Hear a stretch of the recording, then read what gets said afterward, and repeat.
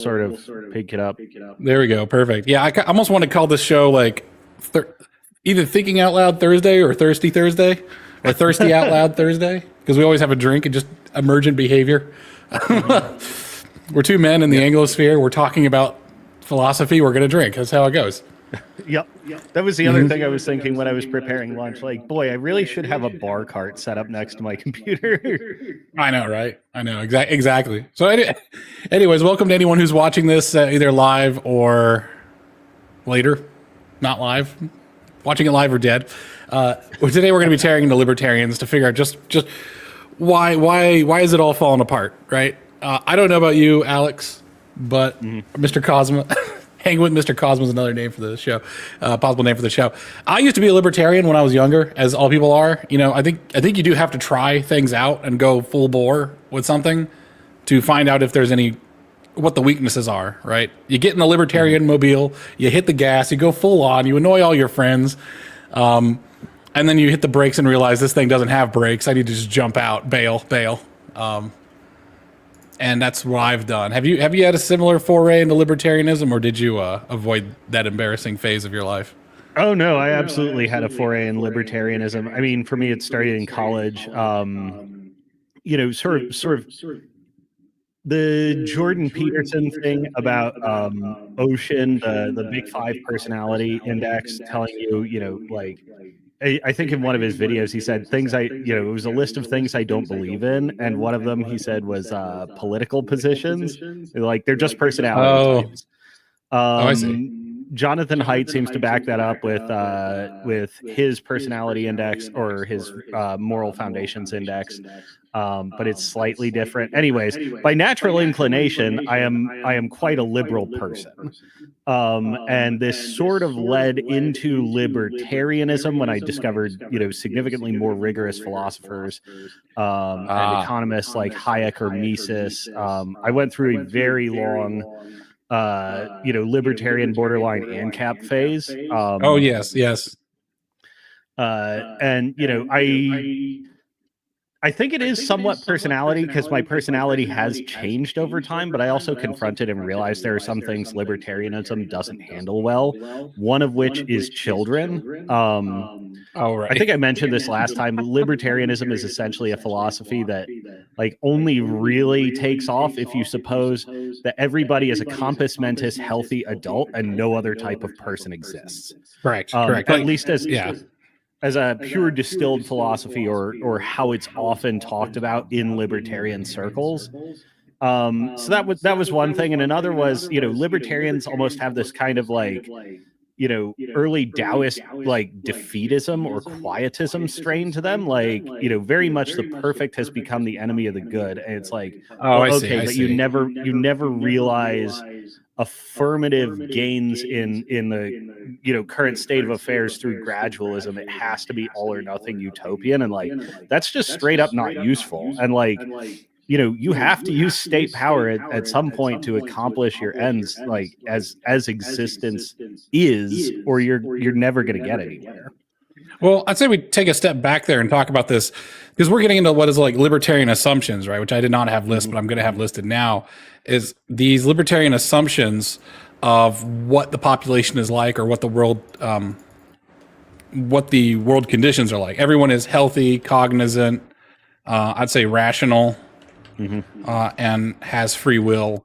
Which is funny, because I once met a libertarian that didn't believe in free will. So I was like, how do you square that circle? I guess he just thought we were all ants and we should have the sugar store, and we should all sleep in the hill. I don't know. There's a weird horseshoe, or maybe it's just a disguise of libertarianism ends up becoming a sort of almost a dark. It's got a lot of the same trappings as communism in certain ways. It kind of touches on some of the same assumptions about human beings that. Every person has in them the ability to be functional in a, some type of this particular type of society, this very rigid society. And I made an observation that, and the second one, before I guess we go on, you're mentioning a different assumption. So everyone's healthy, cognizant, rational, and has free will. The next assumption was, I guess I'd say a sort of anti-gradualism or utopian thinking. oh, that's right, yeah. That results in like defeatism or quietism. That's one of the similarities I've noted between libertarianism and communism is that they are pretty utopian. Mostly they're utopian and they ignore the human condition, right? They don't suppose that there are bad actors, and if you are a bad actor, they don't really suppose what to do with them. Communism did actually have an answer what to do with bad actors, and that was the gulag. Yep. Or just pure exile. However, I don't know if libertarianism actually thought about that. I think they just assume that everyone is that exactly the way they want. There's some thinkers like Hans or they deserve to Hermann die, Hoppe right? or Robert Murphy kind of get into it with some of their more speculative works. They are, I will say, they are essentially reinventing prison and exile with extra steps. Oh yeah, yeah. But it's not like there's non-zero thought. It's just a lot of it is like very it can get kind of esoteric. Well, if you believe in a total state, then you always have an answer to the problem. And if you believe in no state, you have no answer to the problem, except like lynch mobs. So you can make a society that way, but if you're going to need to have police and judges and a judicial system. It gets really funny because you start to talk about property ownership and who gets to arbitrate property, and then it's like, well, okay, well then now we need a judicial system. Yeah, and it's like, oh yeah, yeah. A lot of it comes down to essentially privatizing courts and sort of police functions. What's the name of that all white settlement group in South Africa? Like the recent one where it's like, okay, this country is essentially fucked, and we have to be self-sufficient and take everything on ourselves. In some ways, they are kind of living the libertarian theorist dreams. Right. I mean, it's dreams or a nightmare. I'm going to ask Grok. I actually have Grok on the screen. So, who is the white separatist settler group in modern day South Africa? That's why I kind of think that libertarianism Orania is the answer. Oh, is it? Orania, there we go. Your Grok's faster than mine. Did you Grok it as well? No, I just remembered the name and okay, there we go. Confirm. So you're faster than Grok. Nice. I don't need to. It still amazes me the depth of human memorization. Just an aside, when I was a kid, we were somewhat English educated, going back to like the 1870s, 1880s. So little things that are kind of weird. Like, well, I guess it's a Confucian thing as well. Is it supposed to like memorize poetry or memorize scripture, memorize this? Rote memorization used to be a real priority. And I don't know if people have really explored the benefits of practicing rote memorization. It seems like people forget very quickly. I think memory is the one thing that separates us from machines. Mm-hmm. Yeah, I think that's probably fair. It's interesting how much we remember how effectively, like within certain tolerances, because memory itself is a lossy format. Yes. It takes a lot. It's what it is kind of the triumph of the human will over the entropy of our own bodies, and the fact that you have to realign your neurons, and it has to be ingrained in it. So, even though I haven't played Classical Gas in 30 years, I could probably play about half the song, maybe more, and that's just amazing to me. And it sort of changes you, like the memories you hold on. That's an aside. That's me getting like really philosophical there, but the libertarian stuff. Speaking of memory, is like it kind of comes with the assumption that you just forget about history, or even like really recent history. I will attack one of these assumptions. One of the assumptions is competition is always the case and always good. That is the one that it's easiest to pull apart, because I could just suppose that there's two soda companies, and competition is actually less profitable than cooperation. And you'll see this with like drug gangs. Like their disputes are fairly costly, but like gangbangers getting shot in the street is not as bad as lawyers in terms of cost.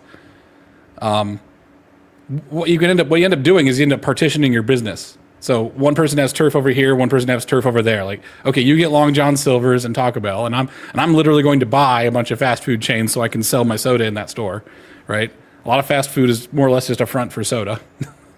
But and you can edge out competition. Like, this actually happens a lot. We have a lot of laws to prevent large companies, which are essentially corporate. I'm going to add an assumption here, just an add on to this assumption. Corporate power is corporate power does not need to be managed. Right?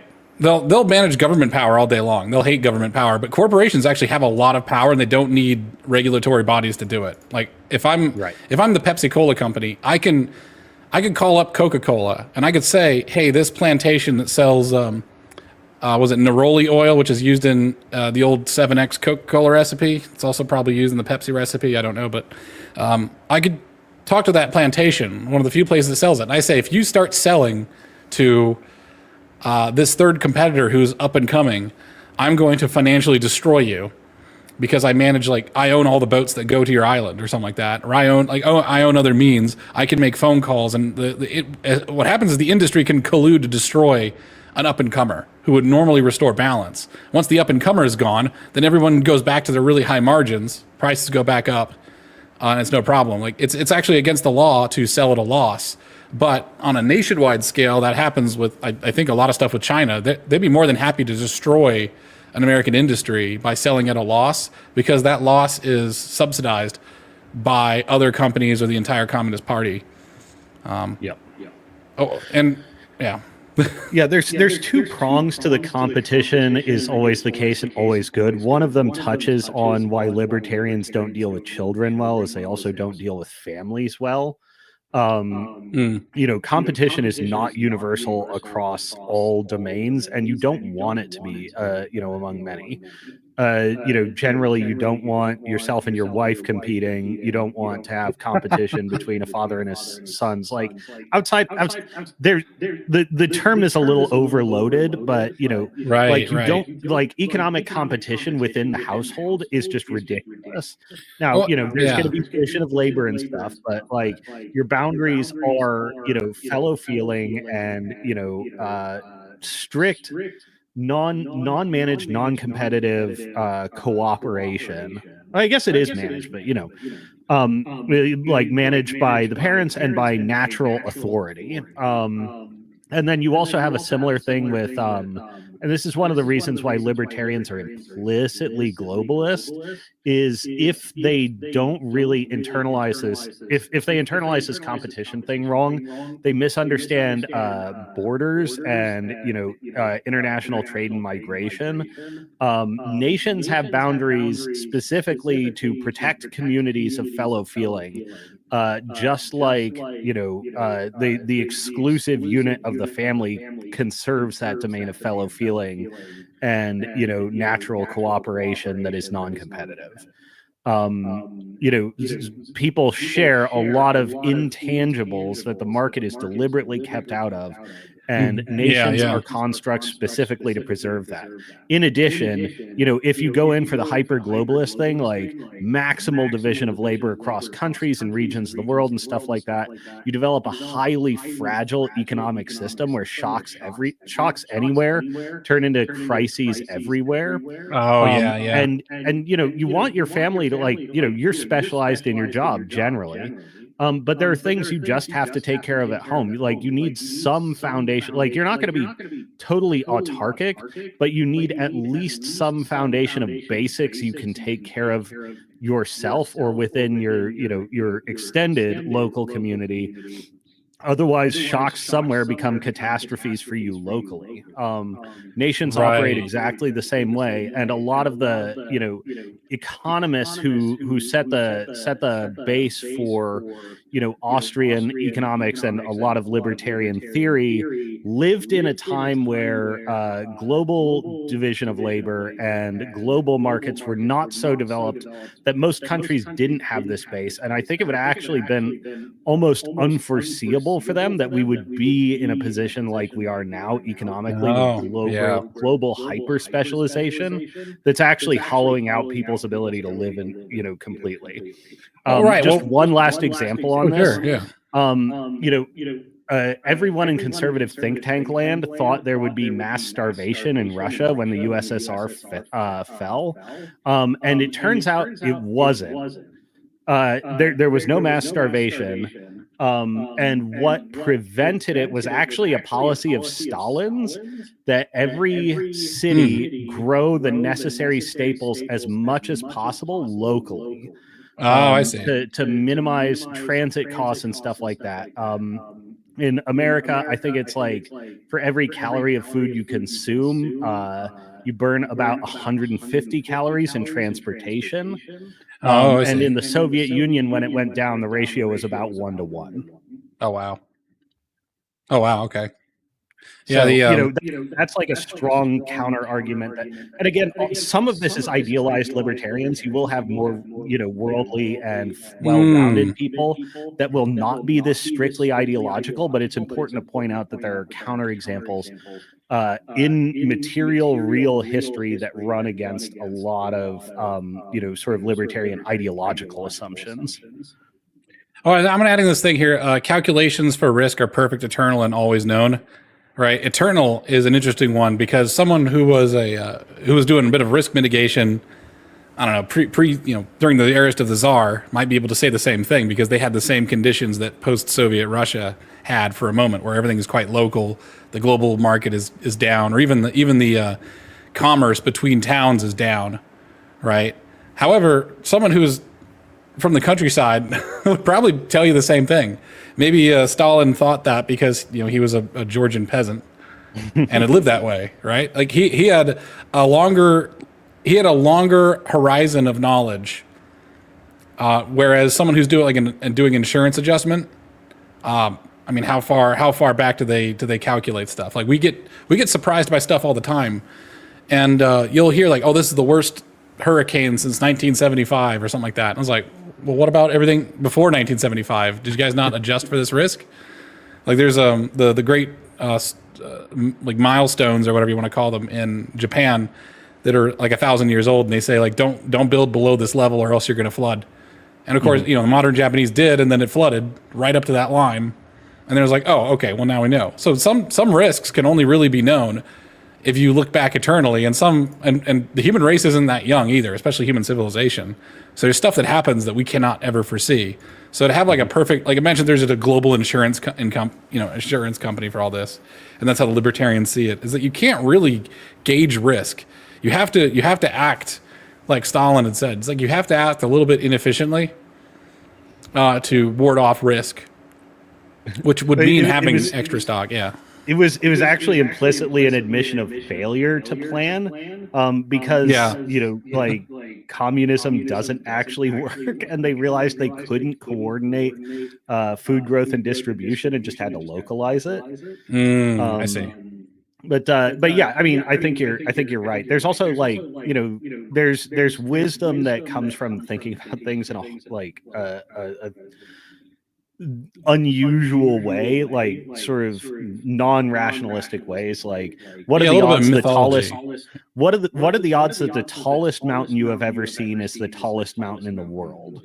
Right. You have to think about risk like that as well. And there's a bit of mysticism in there, and that makes people uncomfortable. Sure. Yeah. There's a hubris to it. For libertarianism and communism, maybe I'll have a chart that compares the two at some point, but there's a certain hubris to it that they know the human condition and that they can perfect it. And that's why it's utopian, right? They know how to make a better world always with this fairly straightforward philosophy. I had a friend who was like the insufferable militant atheist back in like 2007-ish. And it was the worst because his moral compass was just more freedom, always more freedom. And then But it's just so easy to defeat. It's really easy to defeat. At some point, freedom becomes self-defeating, because if I'm free to, be that soda company, or if I'm free to sell at a loss and just destroy all my competition, that leads for a worse world for everybody.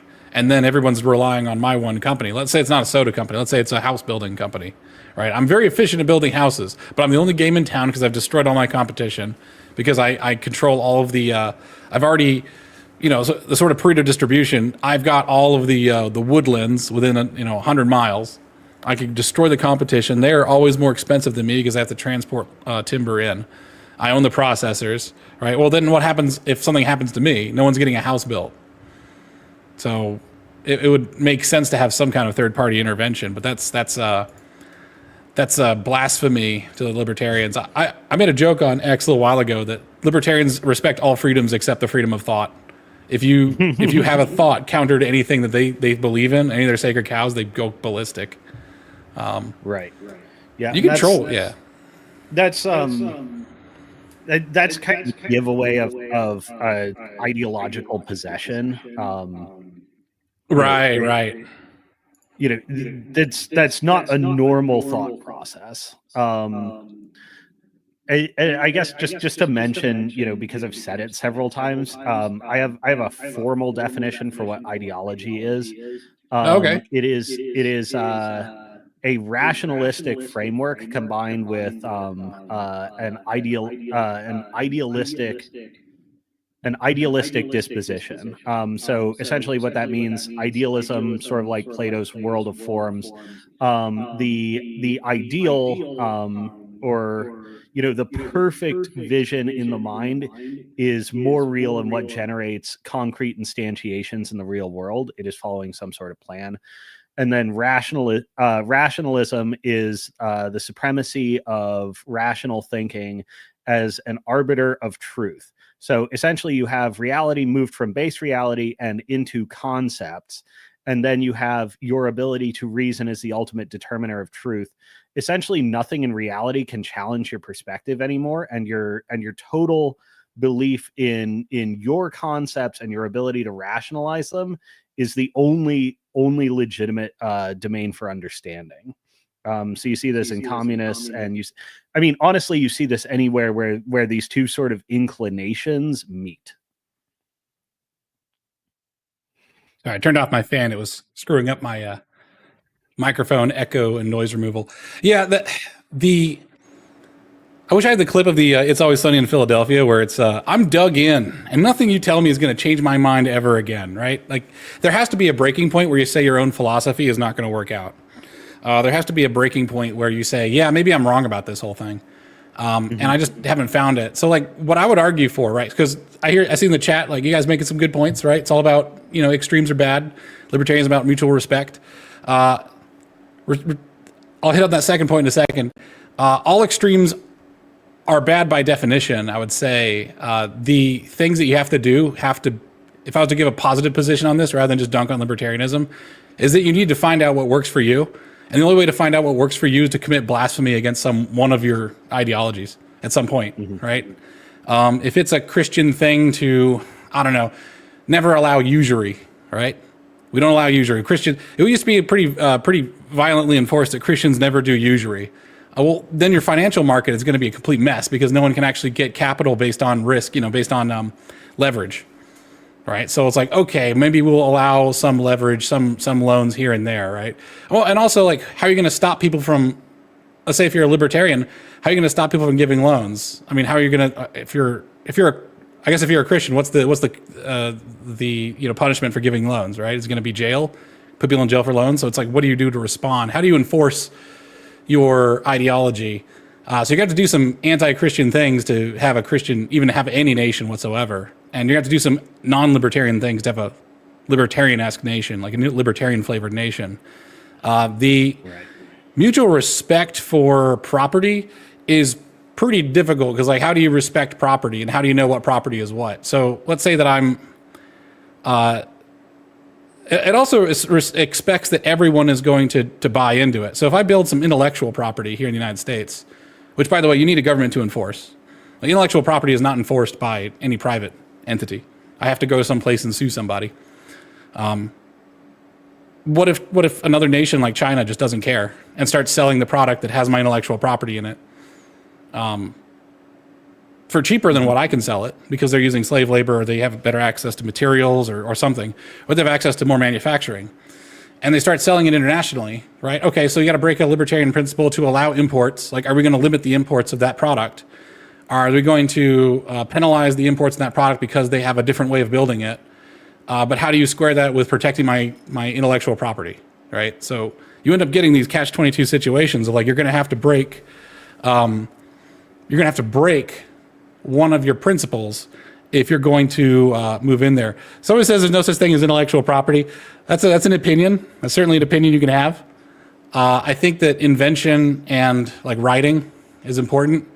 If you've ever watched the Lord of the Rings movie, you've enjoyed some intellectual property. It challenges some aspects of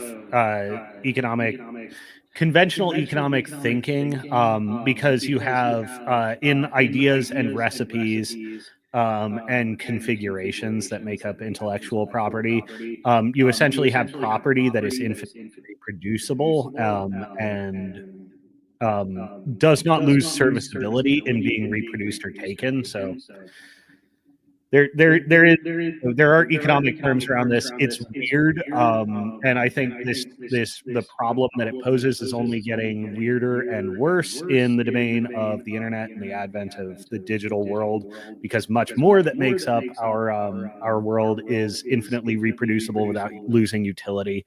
It's an odd economic conversation. I think a crucial one is, like, there's a difference between something called property rights and theory of rights or natural rights, which goes around it, versus property being an inextricable character of the universe. Like, it's just baked into reality.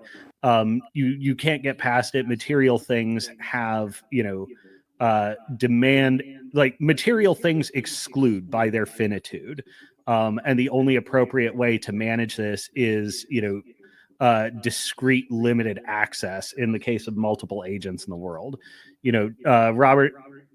Robinson Crusoe has no need of a theory of property rights all alone on his island. It's a social phenomenon, but it's also, like, an a priori character of the universe that real things must be exercised exclusively. It's different from having this whole world, this philosophical world of rights baked on top of the observation that this is a real thing. This is essentially why communists couldn't get away from it and couldn't get away from, state ownership. There's no transformation into a post-property world of, material abundance without radically transforming the fundamental nature of existence itself. That's two things. Like, it's one to have the theory of rights, and it's another to make the observation that this is the case. Right, exactly. And the problem is we're also seeing that rights are more, people say natural rights. It's really interesting because I'm not Western, so I don't really recognize that thing as being a thing. I think quoting rights to people with swords, quoting laws to people with swords is pretty funny to me. And I care more about what the fruit is of the vine. So if you have rights and those rights actually start taking away things from you, or diminishing a positive effect, like, let's take the intellectual property thing, because that's kind of no offense or anything to anybody, but I think it's absurd to think that intellectual property doesn't exist, because we want people to invent things and gain the benefits of that invention. So people invent more. It used to be before, like, for the United States, there's a reason why the United States doesn't have guilds, right? That have secrets, guild secrets. Instead of, like, patenting a dovetail joiner, all right, they would have had to just keep it as a secret. Like, you could never know the secret tool that makes the dovetail wood feature so cheaply and so quickly. So you end up getting people who are just holding technology back. Like, the cotter pin's another really good example. Like, someone invented what is the precursor to the cotter pin. It was an inferior way of doing it, right? Because someone saw instantly that you could make a better cotter pin, and then patented that. You can do that. Like, if I decide to take the baby buggy and then put a fan on it, and I invent the fan with a baby buggy. That's a new patent. However, having a fan on a baby buggy is kind of dumb because someone could just sell a fan that clips onto a baby buggy and they'd make more money. Like they're strapping things onto things. Like I've got a couple of patents for military and like power tools stuff, and that's pretty important. We take it pretty seriously. Now, of course, that also opens up the can of worms of software patents. Like those are rampant. There's a lot of patent trolling, right? But a system not working as well as it should or not working as intended is not evidence that the system should be destroyed, per se. So intellectual property has helped this country be on top. And I really couldn't give a goddamn less what you think rights are. I like to have my country be on top. I like by having my country be on top by having a strong military. I like my country being on top by having competition in the market. Because if you have a few big players in the market, like I've been saying over and over again, like I have laws that stop me from talking to my competitors and discussing pricing for a reason. Because businesses don't thrive on profit necessarily, they thrive on margin. It would be better to make 1/10 of the profit and only have to sell one soda can. If you could make the entire business output of Coca-Cola and sell one soda can, that is far better than selling 1 million soda cans and everyone getting a tiny shred of that. Because margin is actually what, first off, it determines what your leverage is going to be in the stock market, right? Companies are going to go over margin way more than profit. And second off, margin is your room for growth. Margin is your efficiency. So companies are going to try to maximize margin, not just profits. They're going to try to do both, but margins are going to win. So whatever I can do to increase the price is great. And if I could do that by squelching out and using my muscle in the market to remove competitors, which I absolutely can. Like I can, if you're a big enough company, you could just call up banks. And we've seen this, by the way. A lot of libertarian assumptions about how banks work and how institutions work have fallen apart. Because you could call a person and tell someone to no longer bank that business. Like the AI, I think it was AI under Biden. Like they had a lot of banks just debanking completely. And you can watch the Mark Andreessen, Joe Rogan interview where he talks about that banks are absolutely used and weaponized to stop new businesses coming up. Because I don't know, that I have no proof of this, but if I was Google, I would be happy about that. If I was an already established player in Silicon Valley, I'd be happy about that. So you get this massive growth that leads to a few large players in the market who can then manipulate the institutions that make it possible to create a business. Like if I want to create a medical devices business, it's impossibly hard. And it's not just because of the government, okay? Like let's say there's a finite supply of pre-1945 steel. That finite supply of steel, like that, there's only so many places that own it. And I can't do anything about that. I can't actually get into their steel if they want to deny me. As we talked about, assets that have no logical reason to be as expensive as they are. I mean, we've seen stuff price adjusted based on the supply side, like diamonds. It's just hoarded, right? And then the supply is trickled out part by part. Like perfect competition doesn't always exist. Like it might make sense if someone put more money into like trying to sell moissanite. But the thing is, if I'm a pro, moissanite's just another mineral. It looks just like diamonds, but it's way cheaper. This is all like hammering home sort of that a lot of commitments that most American libertarians share are ideological pre-commitments because they're resistant to the acquisition of wisdom. I.e., like learning from the real world and counterexample. That's part of the problem with it. Another part is people do have a tendency to presuppose that everything, like the way the world was during their developmental years and like the institutions or arrangement of social affairs have kind of always been that way. And that's not true. Like it's really, really important when talking about any given institution. And is it good? Is it bad? Is it conservative? Is it an innovation? Blah, blah, blah, blah, blah. Like look back and like, was this always the case? And for pretty much all of them, the answer is no. But was it the case for a long time? Is a much more interesting one. When it comes to banking, most Americans didn't bank. I think until like the 70s or the 80s was the turning point. And now banking is absolutely baked in as an essential to existence. Like if you're in any of the major cities, almost nobody handles cash anymore. At least not, not native born Americans. Everything is plastic. And the prospect of being debanked is like a big deal versus if you go back to like the 50s, like who cares? I keep cash savings, or I keep in assets, and, different world. And like, right.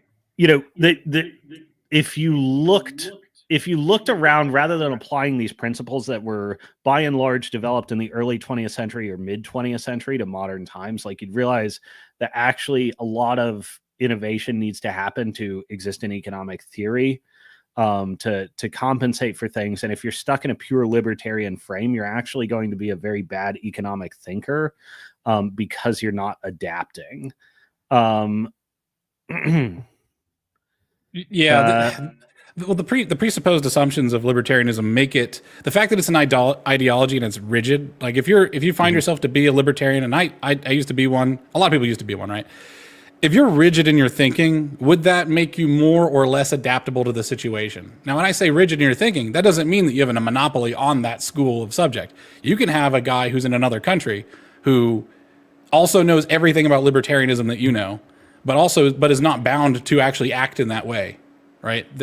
The act of working at a loss with a sort of, if you want to call it a cartel or a zaibatsu or some a conglomerate, something like that, you could absolutely be part of a conglomerate, which is basically a protectionist racket, or a cartel, which is a protectionist racket of a certain resource, and decimate.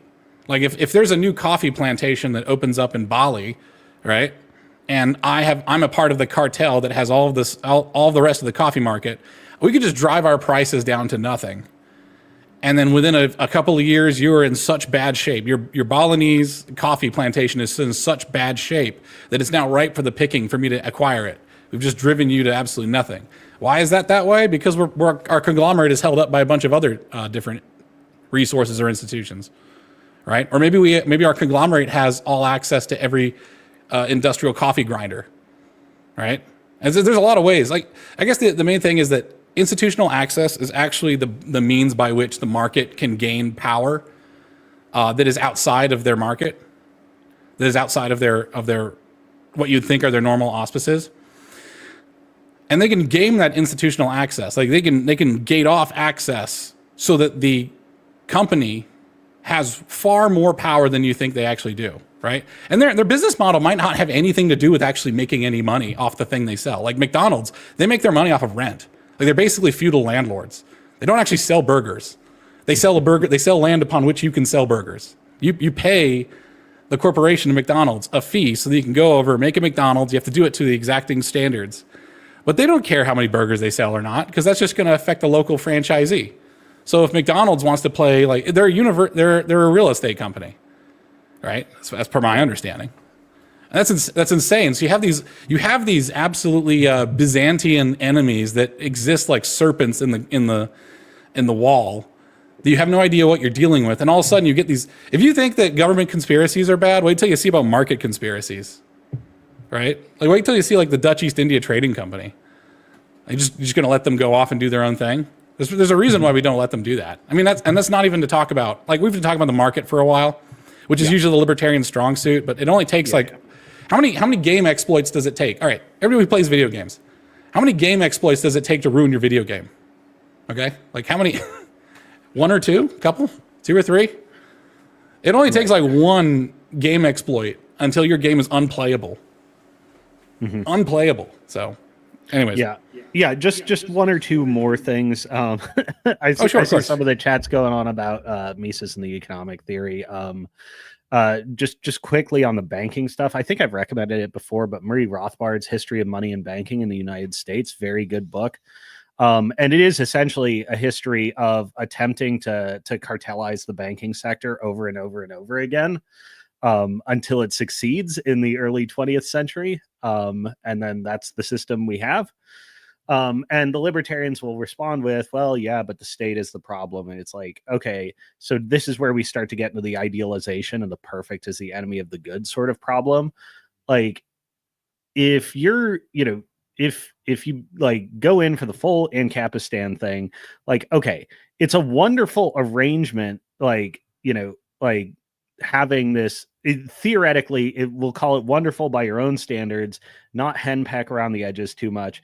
It's a wonderful arrangement that is very intricate and tightly balanced. It is, you have your shoes perfectly tied before you start the race. But, where we are now is we are running the race and we look down and discover that our shoes are untied. This perfect, highly delicate, intricate process is no longer implementable in the conditions of the world as they are, and you would be far better served acting in the circumstances that you are in rather than the circumstances that you wish you had.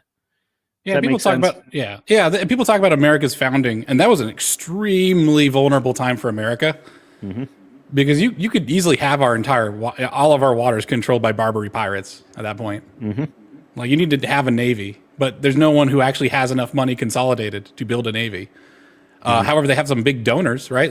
There are some wealthy people in the Americas, but unless there's some kind of arranging body to get together a navy and actually go on missions and stuff that is answerable to some sort of democratic process or Republican process, it's like, who's going to actually do it? I mean, it's great to say, like, there's an alternative history of America where we were Ancapistan, but like anyone who's Ancapistan cannot use.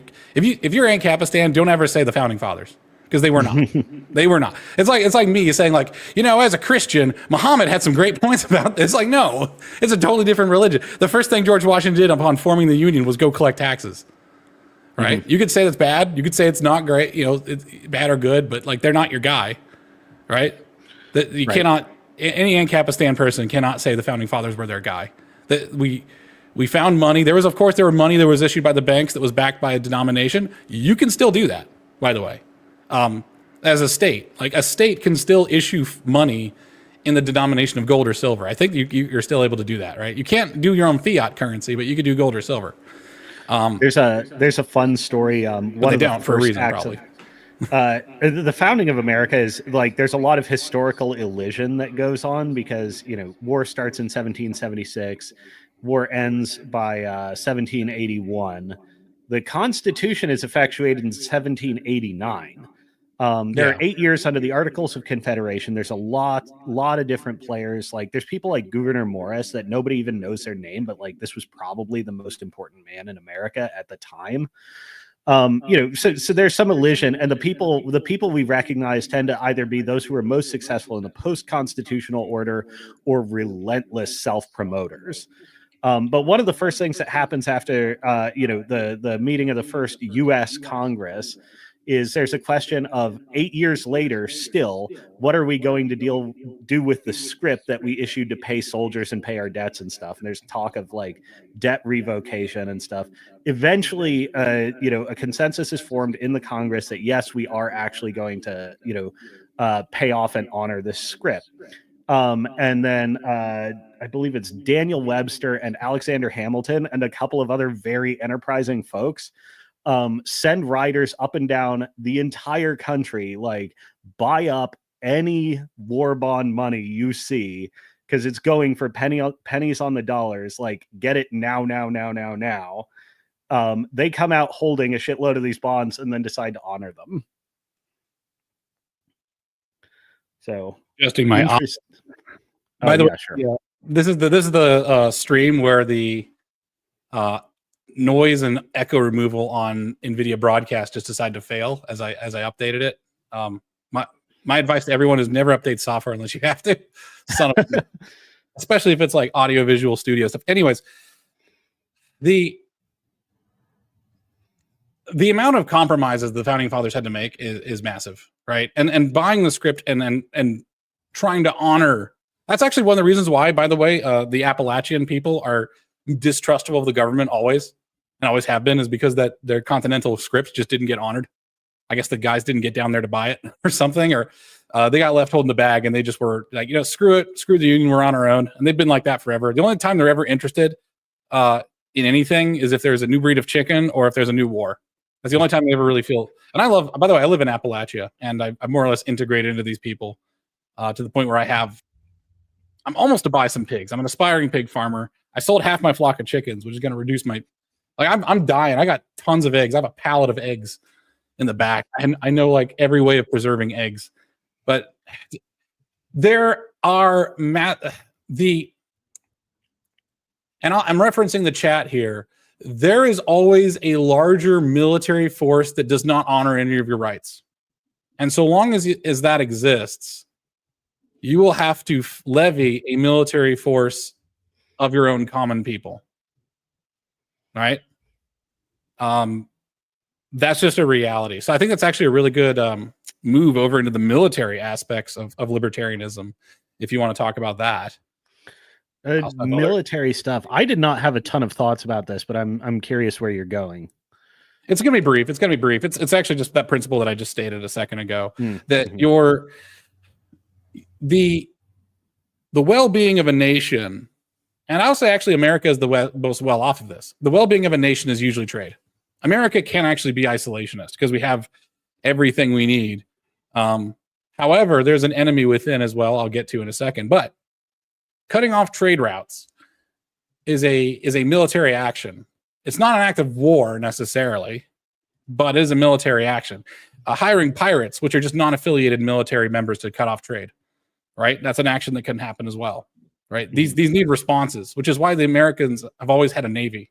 We have not always had a standing army. I think the standing army was it I don't know if you know military history that well, but it was around the Spanish-American War, I think. Might have actually been because we stand up armies and put them back down again until I think World War II, when we had a permanent stand-up army. Because I don't know for certain. I know it would have happened in the 19th or 20th century, and that's perhaps Napoleon's greatest sin, is inventing the concept of total war. Oh yes. But yeah, it was not always the thing. I think our oldest continuous military organization is the U.S. Army Rangers, because essentially they were like an outstanding New Hampshire-based like militia fighting force during the Revolutionary War, and predate our country by like 20-ish years. Oh, really? Just that recent. Well, it's having a standing army is weird. Usually you have a couple of officers who can then who are the warrior class, right? They are the very few. They're usually dynastic in nature. Like Patton was one of, I like Patton, General Patton. I think General Patton I think he's the spirit of America. Reading through his biography, he's a bit mystic. He's a bit fatalistic. He's a bit driven. The man is optimistic. He absolutely is a crazy man that believes himself, and I think that's the American spirit. He came from a time in which these dynastic warrior families who felt almost called to God, because this is a passed down thing. It's not like, oh yeah, my great grandpappy served in the war. It's like, no, my dad, my uncle, my brother, everybody is in the war. We're all in this war. They have this almost religious zeal for it. And they would stand up the army when necessary. They would go and train the recruits. Like you see this in the movie Glory, where you have a couple of people who are professional military, and also some of them are foreigners, right? Like during the Civil War, Abraham Lincoln brought in a lot of Irishmen, and there's Scots. Like they were Catholic. That's because by the way, Boston and America didn't used to be that Catholic until the Civil War. A lot of immigrants that came in to fight the war is what turned us Catholic. America was actually pretty anti-Catholic. Most of its that's the reason why most of its history. Yes. Yeah. But it was a war fought by Irish conscripts against Irish conscripts. Yes. Yeah. Exactly. The having a stand-up army is very odd, because you have to pay these legions of soldiers to live. You have to feed them, and they're not slaves, right? You can have janissaries or like slave soldiers and feed them almost nothing. But America has pretty much a standing army of mercenaries. Probably, I don't know, maybe in history, probably the most well compensated armies ever. They weren't strictly mercenaries. So yeah, America is a weird place. The Swiss might have something to say about that historically, but exactly. Well, the Swiss and Switzerland are like exceptions at all times about a lot of things. But yes, so militarily, it doesn't make a lot of sense to not have collective action to fight off a collective foe. And I'd say the gunpowder age is actually over. And I think the age of information wars is now on. So Yeah, I can put another dollar in the Alex Jones's right jar, because I think gunpowder isn't effective anymore for fighting a war. I think propaganda does a far better job, and that's actually the battlefield now. Which is gunpowder is why probably super effective for fighting a civil war, but I think you're right. Oh yeah, that's true. Yeah, it's never. Wars almost degrade, right? Like I feel like a war is like an onion, right? It'll make you cry. But the war is a bit of an onion. It starts at the top layer and then works its way down. So typically it doesn't go below the gunpowder age, right? The actual arms shooting people. I guess if it could, it would actually go down to like the steel age, right? Where people are fighting hand to hand. Sometimes that happens, especially if you're in more impoverished areas. But now we're in an information war where things don't really step down to the gunpowder until the information war is exhausted. So as long as they can continue fighting on the information stage, they will do it. So this is where I'm talking about the sort of penetration of America, right? That'd be a pretty good AI prompt right there. The penetration of America by outside ideologies that will subvert it, because I consider that almost a military action, right? So they don't have to make the streets run red. They could just make the hair run pink, and that does about the same damn thing. Because the propaganda war is in full swing. And is there an answer to that? And a libertarian answer to a propaganda war?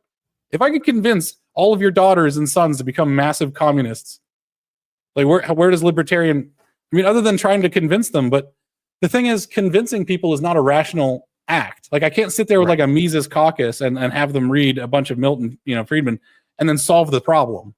Because all I have to do is show them like Starving African or something else like that, and it all falls apart. The erosion of religion, like having free religion, also erodes this, because it erodes the identity of a people. Just like, what's the libertarian answer for that? I don't know if there is one. If they're in the chat, I'll read. Right. Well, it's also one of the problems with libertarianism is as an ideological movement. I think we talked about this a bit with like how the samurai became so hardcore in Japanese history. Shit,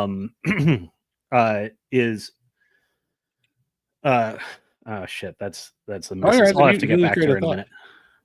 Every time we lose a train of thought, we have to just chug. Which I drink whiskey, so that would just kill me. I'd be dead. Yeah, I'm right there with you. That would be death. So the libertarianism is sort of in a position where it is like I almost feel like sort of since the Ron Paul revolution, particularly, but maybe even before that, sort of intensifying and distilling, not necessarily on external selection criteria, but on ideological purity. And I know I'm painting with a broad brush here, and people are objecting to a lot of what I say. Trust me, like I understand the nuance in the libertarian communities, and used to talk to a lot of them a lot of the time. But when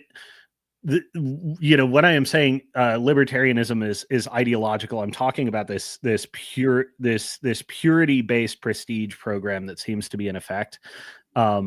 And it makes their ideas worse, weaker, and less reality testable. And you get the purification resulting in.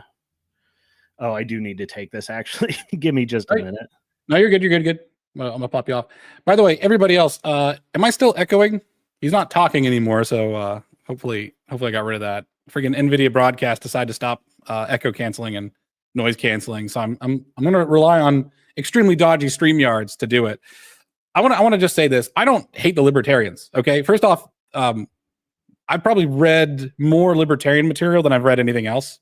I feel like I don't have to read communist material, to be honest. I don't want to do that to myself.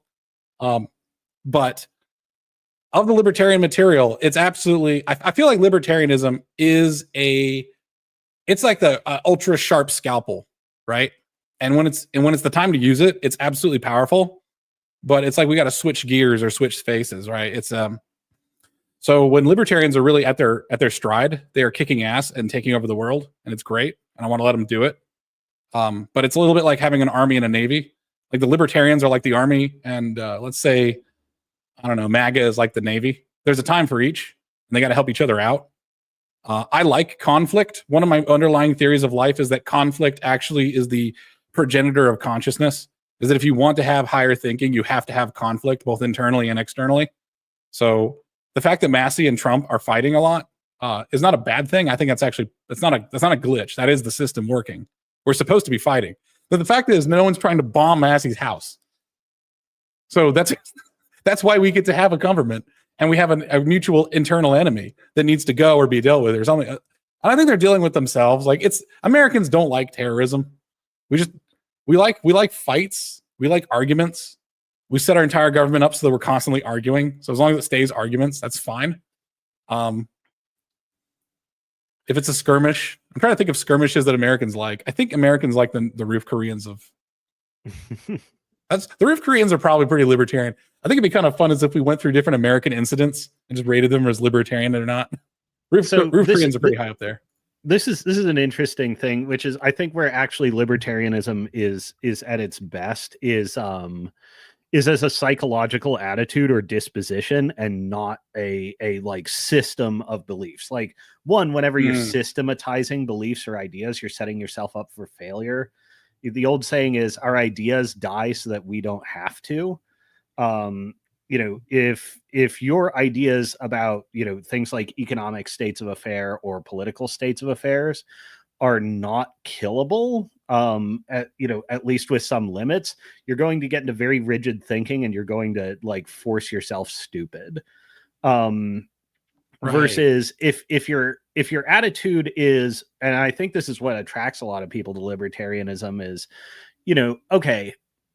absent like, even inclusive of broad religious frameworks, perhaps excluding Islam, there's a whole range of self-determined ends in life.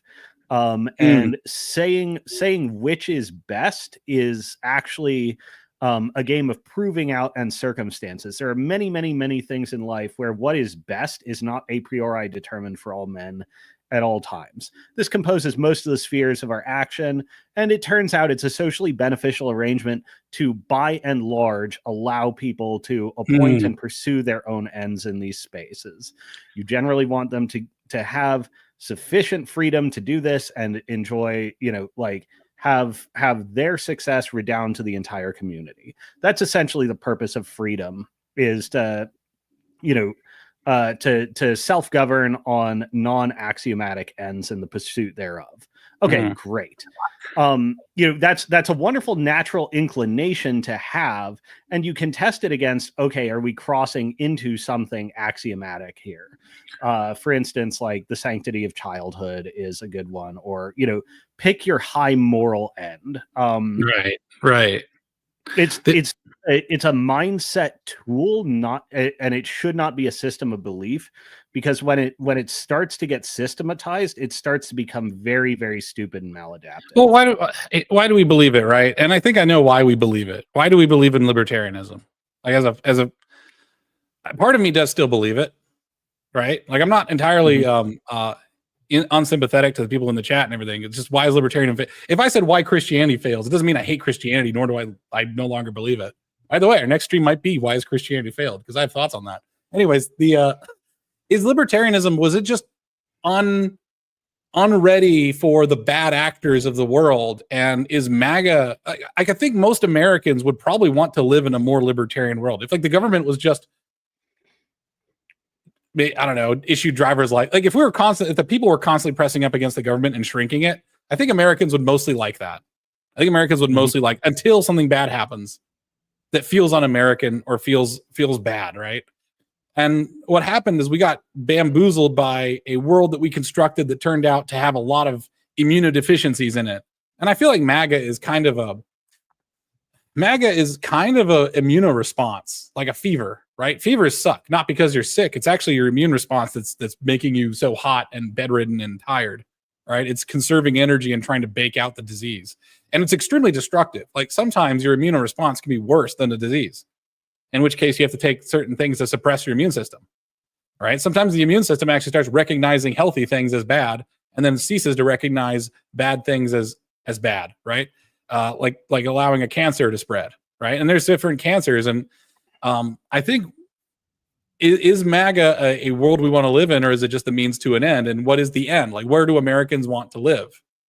Right. And what can we learn from this downswell? I don't disagree, by the way, Rabble Rouser. I gotta find one. Libertarianism requires a paramilitary defense wing to defend itself. That is why libertarianism is failing. Um, I mean, I think there's a truth to that, because look at the British, right? They have culturally, we are from them, right?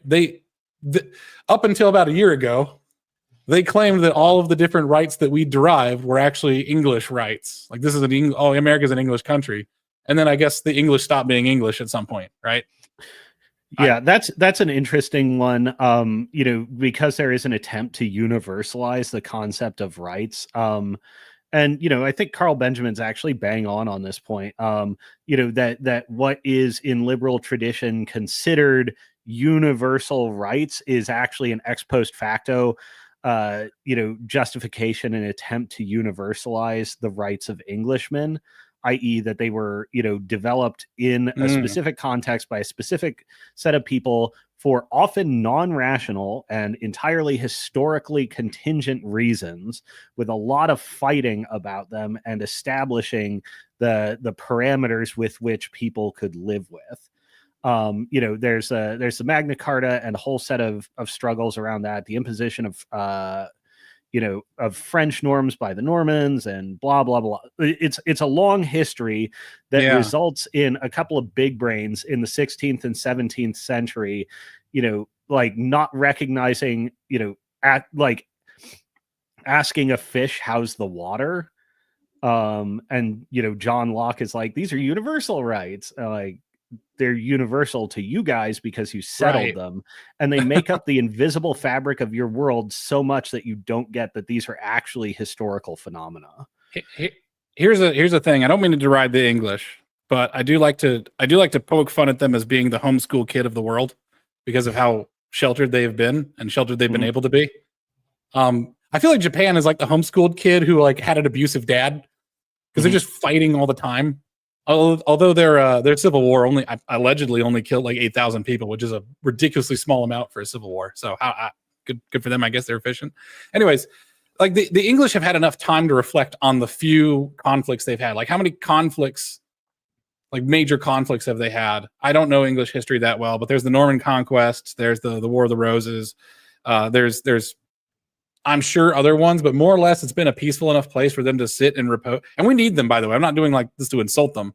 We need to have someone who actually has time to effing think about what's going on, whereas everyone else is in constant war and constant turmoil and constant either revolutions or palace intrigues or a place that has a lot of peace slides into decadence, and like a lot of European nations did.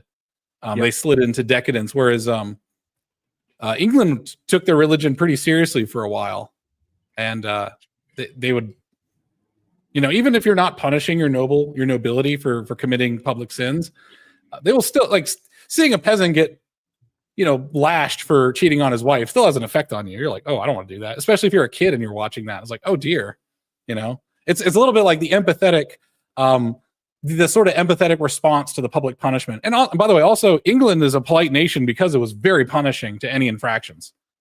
England is all right. Whoever has experience with IT, they know what this is like. I worked in IT briefly. When things are working, your bosses are like, why do I have you around? Everything just works. And then when things are broken, they're like, why don't I fire you? You let everything go to waste. You let everything get broken. It's like, the English at some point decided that their corporal punishment was no longer necessary to maintain a polite society. However, in my theory, the corporal punishment was part of what made them a polite society. And it was, if you ever listen to Dan Carlin's Painfotainment, one of my favorite ones he's done, because it's true to the human nature, is that it's true to the proper Christian experience. The one that was brought to my family during the 1800s from the Victorians is that forgiveness does not mean leniency. You'll be up there saying, praise God, I've sinned, I am a sinner, while they're lashing you or they're burning you with hot irons. And everyone's going to, shout hooray for you. They're going to be happy for you. And you're going to be a little bit of a local celebrity because congratulations, son, stay on the state, safe and narrow. And they're going to want to look at your scars like Thomas looks upon the scars of Christ. And that's just the way it goes. It's weird for us, modern people to think about, but there was a system there that kept England polite, and I don't know if they have that anymore, and I don't know if that's still there. That's an aside. Which, by the way, who's going to do those public, not to bring it back to libertarianism, who's going to do those public moral punishments to keep people moral? Yeah. That's a tough one. By the way, there's a poem by Rudyard Kipling about the phenomenon you're describing. It's called Tommy. And it's essentially about Tommy by Rudyard Kipling. It's essentially the experience of an English soldier. When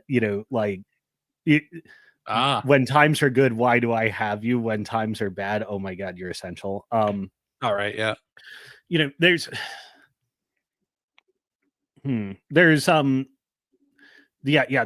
periods of like wars and the bloody code and all sorts of this stuff that is, society will never reach like a stable idealized endpoint. And one of the things when you meditate on praxeology deeply, not all conflicts are rationally resolvable. Conflicts are inevitable in both the scarcity of material things and the non-comparability of intersubjective value judgments. Essentially you have to let these things clear out, and sometimes these things involve fighting. It's so given this, society will never be this stabilized ideal utopia. We cannot solve all of the world's problems in some ideal way. However, we can create, and you're going to get the cyclical up and down, up and down, up and down. What you can do is reduce the how far the downward troughs go, and make your upward trajectories more sustained. And there are certain things that, and I'm not talking like mystery cult type stuff, but just Wittgenstein's ladder, like you have to treat as propositions like a ladder that you have to throw away after you get to the top. Like the propositions are useful to getting to a certain point, but at a higher level of truth, you realize that they don't hold. Libertarianism is also, it's a Wittgenstein's ladder, and I think a lot of people come out of it with some good things, but you do need to throw it away. I think, there's some higher stuff that like I don't talk about often because it's not worth saying, because it's not really understandable until you've climbed a few ladders. Is that there were figures in the 19th century who said, war is the health of the state and stuff like that. That's crazy. The insistence that, like, Jesus, the bloody code, was sort of a necessary step. Like you actually kind of do have to go through extremely harsh filters to progress materially. Just real quick. It's not about race. It's not even necessarily about IQ, but if anything, it comes down to pro-sociality. And a lot of that is strongly correlated with IQ, but not necessarily like, linked. Right. You do need filters. Man, you said something that made me think the other day on Twitter. And I'm like, the undoing of modernity is actually the people whose lives it saved. Right. I don't remember saying something to that effect, so it must have been tangentially related. But the reason why I highlight this one is like right now we're living in a snapshot of history, and I like to elucidate a little bit on this, and that the processes upon which good people are made, right? The process upon which good people are made is actually it's excruciating. Like a lot of the Europeans are the result of war after war, famine after famine, while still having a noble class that guided them towards an ideal. I mean, before Christians came to Europe, they were doing child sacrifices, not at the industrial scale that like the Mayans were doing, but it was like bog bodies and stuff. Like there were the pagans. There's a reason why the pagans all fell to the Christians, because probably they thought like this is not a society I want to live in where we sacrifice children. But to sacrifice children, by the way, that tells you at the absolute desperation people have for answers. Like if there's some crazy man wearing a loincloth who will promise good harvests if we sacrifice a child. I just can't live through another starvation period. I need some hope. I need some level of control. And those are very irrational things people turn to when their world no longer has the guardrails that they can rely on, right? When stuff doesn't go part of the plan, they go nuts. It's kind of true. They'll do horrible things to keep it going. So the Christian nobility that came into place in Europe had an explanation that did not require further barbarity to progress. It was kind of a blessing. It was a blessing if you're a Christian. It's an absolute blessing. A lot of places didn't go with it for whatever reason. I believe that God gave Jesus to those people at that time for a reason. No sooner, no later, and nowhere else, because that they were able to get what was supposed to happen there. Right? They were supposed to be. By the way, it's okay to be racist. Some people have their reasons. Like, you never know what happens to somebody to make them that way. So to be mad at someone for being angry about something, I usually ask, like, what made you that angry? Hopefully it's not Twitter, but sometimes it is. Anyways, other nations did not have this pressure, right? Like, if you want to see the most base, like barbarous, horrible society, go to a place that doesn't have a winter and doesn't have invasions and doesn't have terrible things that have happened. A place that doesn't have the filters, because the only filter left there is humans, which means barbarity ends up reigning supreme, right? If you always have a wet season and a dry season and you know exactly what to expect, if I'm living in where my ancestors lived for 1,000 years, which was Southeast Asia, is like, you want a coconut, get a coconut. It just so happened though that we had like Mongols and Chinese and Woku raiders and other sort of stuff like that, and wars coming through like crazy, which means we had to refine. But like, you take a thoroughbred grapevine, one that makes award-winning wine, and you leave it in a field to go fallow, within 5 years, it's garbage. You have to like constantly trim it back. All right. So yes, there are people right now in their very small snapshot of history that are not doing as well as us. I look at trajectories. They went from being tribal slaves, like tribal African slaves shipped to America. And then like, look at the trajectory they had afterwards with a lot of hiccups. Yes. But like 1963, the only thing that stopped them was essentially a communist president of the United States giving them free gibs to be like paying them to be single moms. And that can happen to anybody. Like England has chavs. Serbia, like the Slavs have gopniks. Like, this can happen to us. So instead of like laughing at what position they're in, I'm thinking like, what's going to get us in that same position? Because we're not that different. Like, I don't see these like golden Nephilim man gods walking the earth right now, setting things straight. I mean, other than Donald Trump. But anyways, I don't see that. I see a degradation across the board. I see birth rates down across the board. And I'm looking at the people who are falling the fastest, and I'm like, oh, that's just our future. Like, if you look back 30 years and you look at like, all right, I'm gonna be racial for a second. I'm gonna be racial. If you look back at like trends from 20 years ago of black women, that's just what white women are doing now. So I don't see a difference of genes. I see a difference of years. Yeah, and I mean, this is, I know we have disagreed in the past on this, but I would say like social arrangements and cultural norms and stuff like that should be regarded as a form of technology. But they do require like the knowledge of the technology and the recipes to achieve outcomes needs maintaining and transmission. These things degrade and then are renewed periodically over time. And I only disagreed, by the way, at the very base form of that. Because I was kind of arguing of like, you could just do stuff, like you could just meet. We don't need to have like, but yeah, the technology of like bringing together. I mean, imagine if the libertarians had their own equivalent of like a Mason order.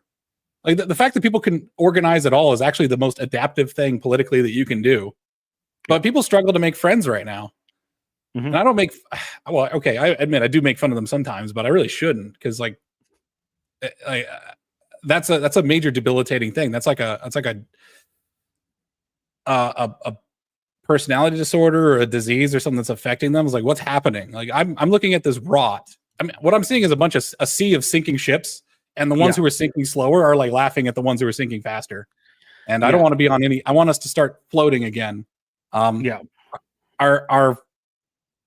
cultural insurrection. I'll sum it up in this one line. right now with everybody, yeah, absolutely. Women married to this date. I'll do a show on subscribe. I will do it. We will do a show on women at some point, and then different cognitive differences. Sorry. It's actually kind of important. Like we can't ignore it, right? We're intellectuals. We don't ignore anything. We'll entertain whatever, and then take it on the chin when we're totally wrong.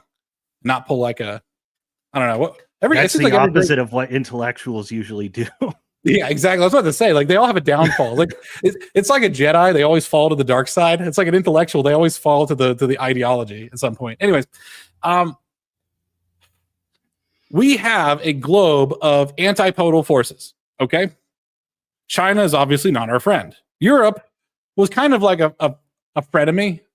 Like they kind of, I think, in my opinion, they kind of hated us and resented us for reasons justifiable and non-justifiable, depending on your point of view. Africa has no real. I ignore Africa. I don't worry about them. India has a lot more than I thought. Israel has a lot. If I was playing a game of like Civilization, Israel's probably playing the way I would play. So it's hard for me to be mad at them. They're just pulling the levers that they can. The thing is, we have right now antipodal forces who are incentivized to destroy each other's culture. I mean, let me say it again. We are all incentivized to erode and destroy each other's culture, which is why isolation actually makes a hell of a lot of sense right now. I mean, more isolation, not full isolation. Like I don't want like an island of like 5 Dutch dudes living off the coast of America, and that's our trade. That's our, it's the cultural argument for nationalism. I mean, I think previously I've given, how COVID and tariffs like finally switched me all the way out of libertarianism. To at least being very, very nationalistic. It's the cultural impetus to nationalism as well, which is like there are boundaries to those domains of fellow feeling. And whether your motivations be economic or, the quest for cultural hegemony, sometimes the best state of affairs is no, you stay over here. We're going to be over here. We do not have to be interconnected. And in fact, we don't want to be. Yes, that's the reason why the kayfabe hatred of Europe. I did not have a kayfabe or any hatred of Europe. Yeah, we got to onshore. I saw that one. We got to onshore our medications because that's unacceptable. Yeah. Anyways, we have to have a kayfabe hatred of Europe because I saw that they were all of them. Everyone west of Slovenia is to the left of California. I was like, we already have enough problems with one California. I don't need a dozen of them. I don't need a dozen of them like determining our trade policy. I don't need a dozen of them doing that. I don't even know if balkanization is actually necessary, to be honest, because most Americans are actually pretty reasonable. There's 10% of them that are batshit crazy. I think if you turned off the federal backing of student loans, it would just all go back. I feel like a people have a certain like steady state disposition that they get to. And if you just turn off all of the forcing functions on that, you get to that disposition and they just return to normal. Or at least we have to assume that at first before we take like corrective actions, right? You have to see if taking your foot off the brake actually slows the car down or not before you fully hit the brakes, right? Right. I think we can actually all get along. And right now we have these cities, which I agree with Dan from Lotus Eaters. I don't think they serve a purpose. Mm-hmm. So I think they're just going to die out. They kind of are. Well, yeah, and becoming post-geographic is more and more possible, both for organizations like companies and for people.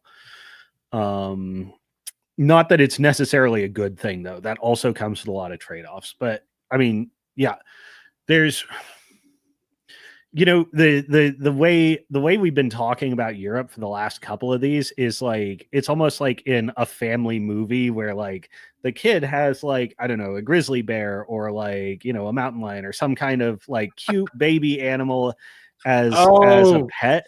That's a good analogy.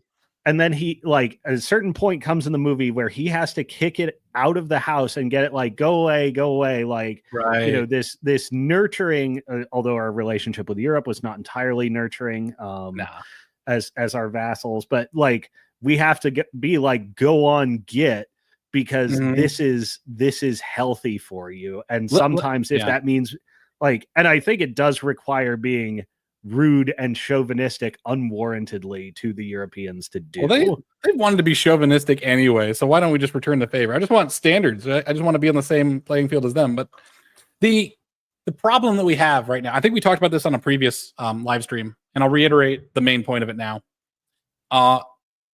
That when you have two bodies that are separated enough, but they are corresponding, they will become like back and forth competitors and back and forth collaborators, right? If New England and California were geographically right next to France and right in Europe, I don't think that intersectionality would be as dangerous as it was. But the fact that they have different conditions at which they can ferment and echo back to each other actually made them more powerful. I am frightful of what the feedback loop is going to be the next time, right? Oh yeah. I was just thinking this earlier today, like the web is great. The worldwide bit is the problem. That's true. I mean, I'm actually kind of like an India defender because I think they get too much crap.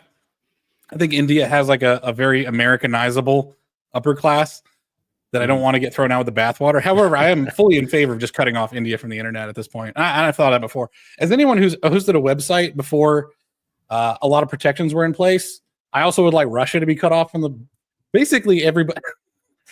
I'm okay with America, and then I keep almost saying countries' names, and I remember that I don't want them on my internet. All right, I have a very short list of countries I want on my internet. I think I'm okay with England. U.S. and England are okay. Singapore, you're cool. Japan's absolutely cool. Who else would be on our whitelist? Antarctica, why not? Do they still have that South African guy running amok? I don't know. I haven't heard anything about that. Anyways, yeah, me neither, actually. Yeah. So I think that the United States needs to divorce from Europe for both of our sakes because they're amping up the Yale and Harvard, New England, super ultra commie think tanks. Oh yeah, Hungary and Poland, they can stay. That's good. Yeah. Yeah. By the way, yeah, exactly what I'm saying here is this guy's saying here is like, yeah, it's the cities, man. It's the cities. As soon as you start having to actually like shovel your own driveway, you become a conservative.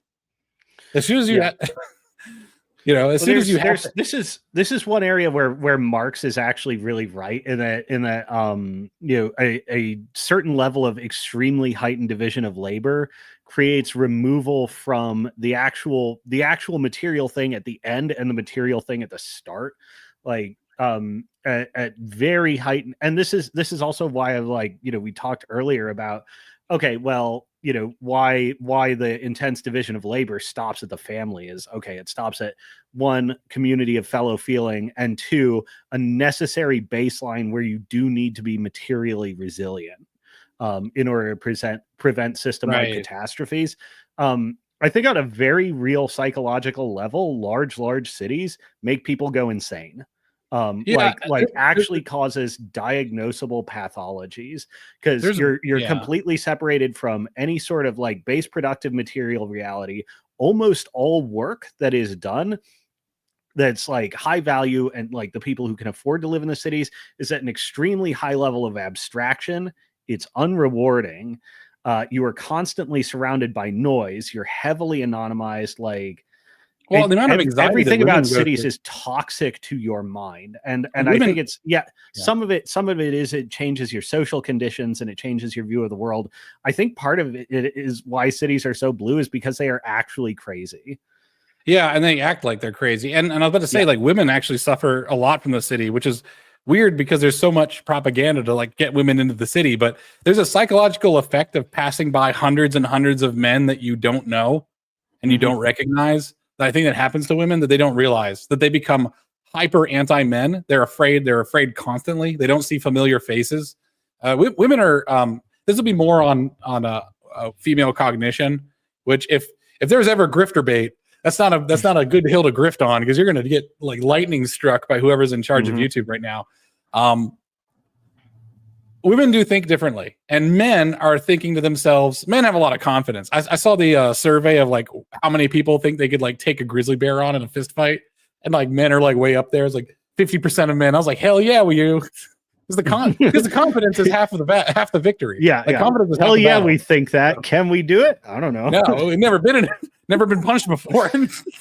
Never even had my heart rate above 120. Anyway, but the fact is, we don't have to worry about it because we're confident, whether deservingly or not.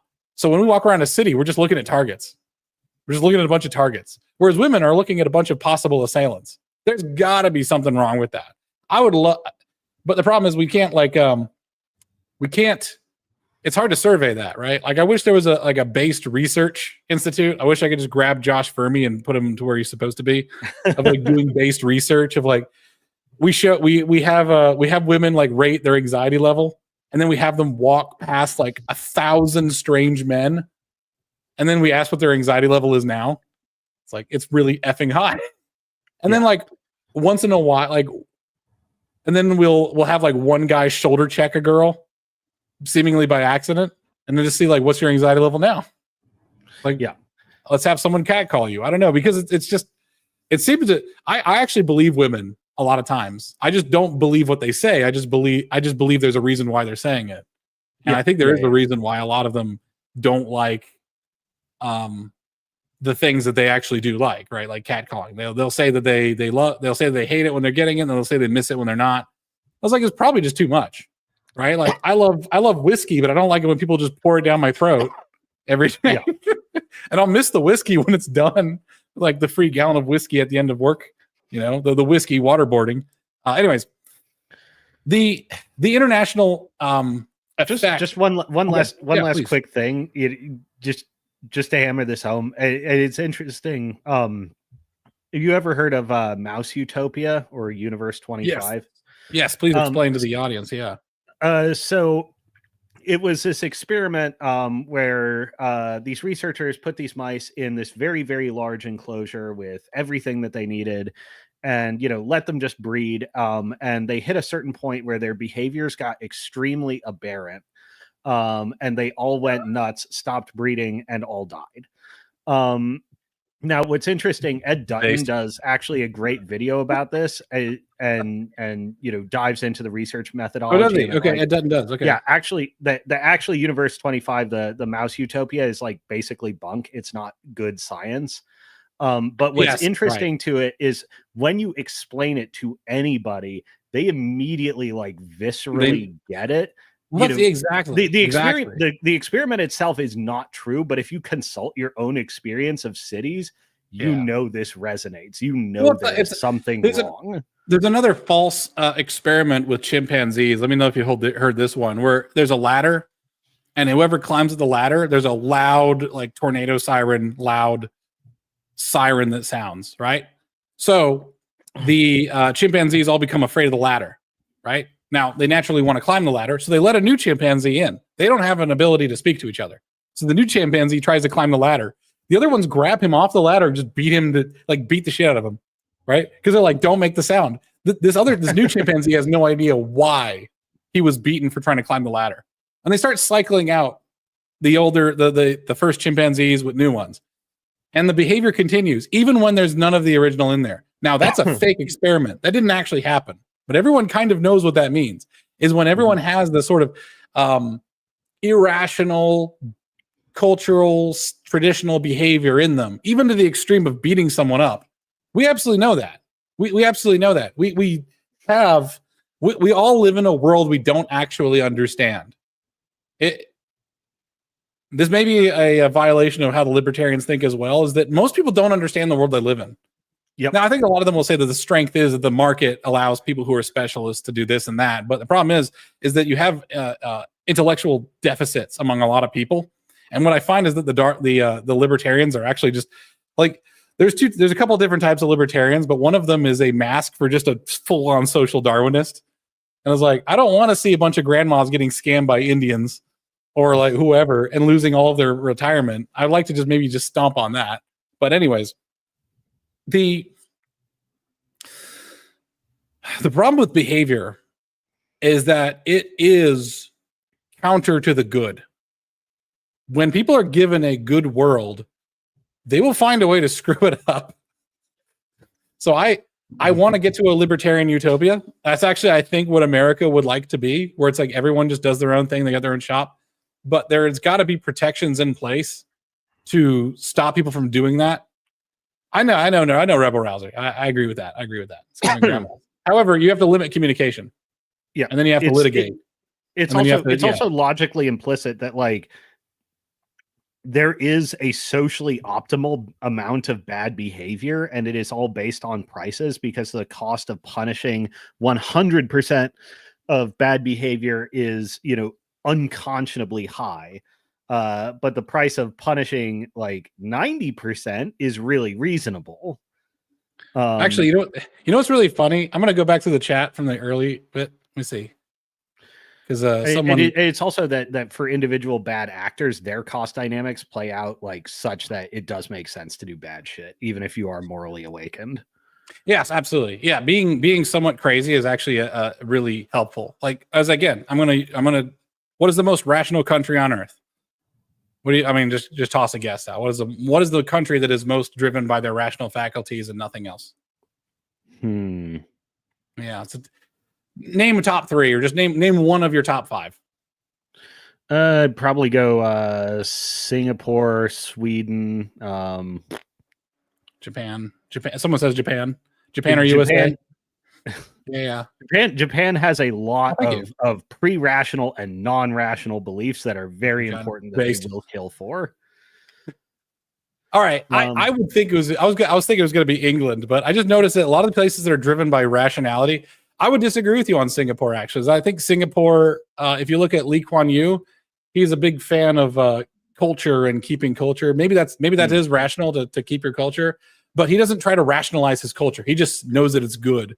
But I can't talk to the guy; he's dead, right? So, but that's the healthy synthesis of like rationalistic strains in thinking, is when you keep them within their appropriate bounds, rather than elevating your own ratiocination to godhood, But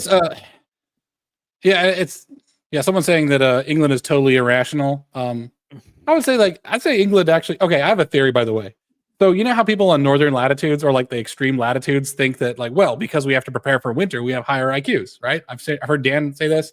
I independently theorize this myself. It's like, okay, you have to prepare. So there's some future that you have to prepare for, right? So my ancestors, as I said before, in the recent millennia, we want a coconut, we get a coconut. We want a crab, we go to the ocean, we get a crab. It's no problem. They're always there. Here's another thing that you might also get from being in the extreme latitudes is not only high IQ. Say hello to that, a greyhound, right? Yep. Nice. Yeah, this is Wink. It's a Wink. You also get horrendous depression and mental health issues. Why depression? Well, I don't think depression is actually necessarily a bad thing. Imagine you've got these long winters that can last up to 6 months, depending on the climate, right? And you have to sit and conserve energy as much as possible. You just never get out of bed. And the lack of sunlight actually triggers this. It's actually synchronized with the amount of sunlight you're getting. Well, all of a sudden, seasonal affective disorder, or SAD, and depression, seasonal depression, makes a lot more sense, because now you're just sleeping in a bed all day. You go out to your barrel of salted fish, you grab a fish, you eat it, you fall right back to sleep. So yeah, England and other more than northern latitude, I think England and Scandinavia, Finland, and Russia all have incredible geniuses and all have horrendous mental health. Mm-hmm. Anyways, so it's weird because they will chart to they're irrational people in a lot of ways with a mental health problem, but they are they're very rational in the fact that they have to construct a way of thinking. So, it's kind of a toss-up. It could be either way, right? Do you think England is hyper rational? Do you think it's hyper irrational? Well, it kind of depends on what demon's in charge that day. The rational countries tend to not be, I would think, not terribly cohesive. The thing about Singapore is they just allow you your own pocket to be irrational in. There's a great video by Lee Kuan Yew talking about how much he's getting annoyed by Christians and Muslims because they just won't leave well enough alone. They keep trying to convert people.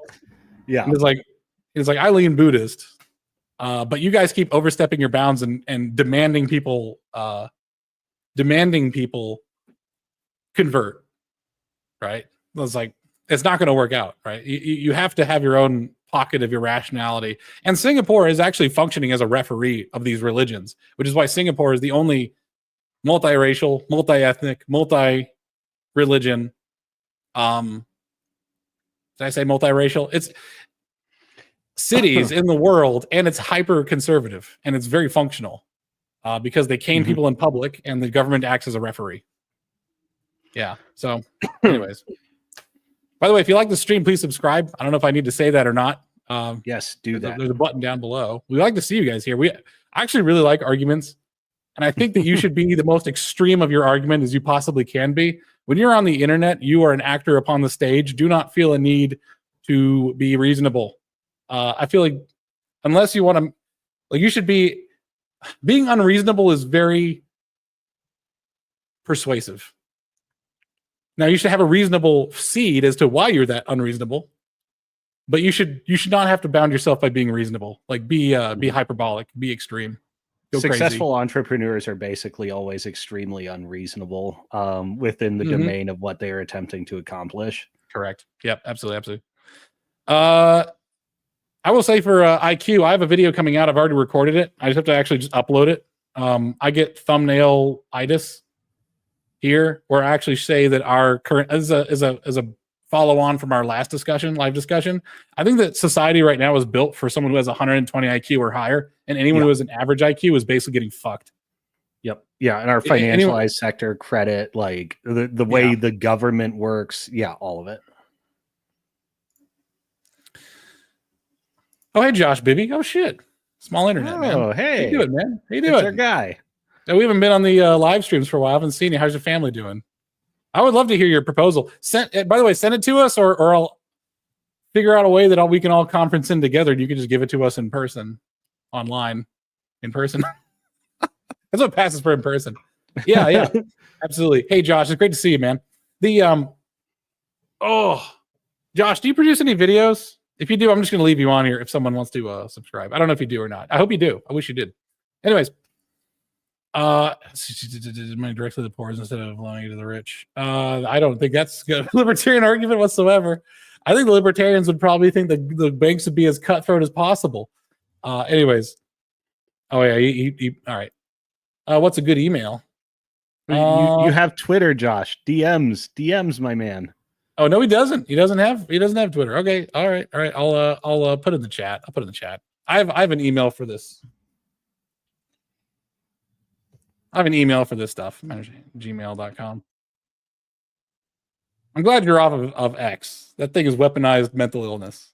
You have to be equally mentally ill. You have to have your mental illness. You ever seen that video recently of a guy who protected his oh, you do have a Twitter. Oh. Well, men are ghosting. I meant men are ghosting. There we go. Men are because I got banned for saying the anti-Trey word, and you're not supposed to say that. I didn't know you couldn't. It was a pretty innocuous. It's baffling to me that the Twitter still bans for that one. Well, it was a while ago. I made an observation that the TERFs. So, by the way, we're just BSing now. Yeah. Is there anything else we want to say about libertarianism? I think I'm good. It's got a couple of vectors. In summary, I think libertarianism is actually where we would like to be ideologically. It's a world I'd like to live in. And it's a world I think I could survive in. But we need the immune system. We need the break. We need like MAGA in a glass case. It says break in case of communist insurrections. And just you got to let them run their course. So right now, MAGA is doing a lot of very non-libertarian things. Hey, thanks, by the way. Yeah, absolutely hit the like button.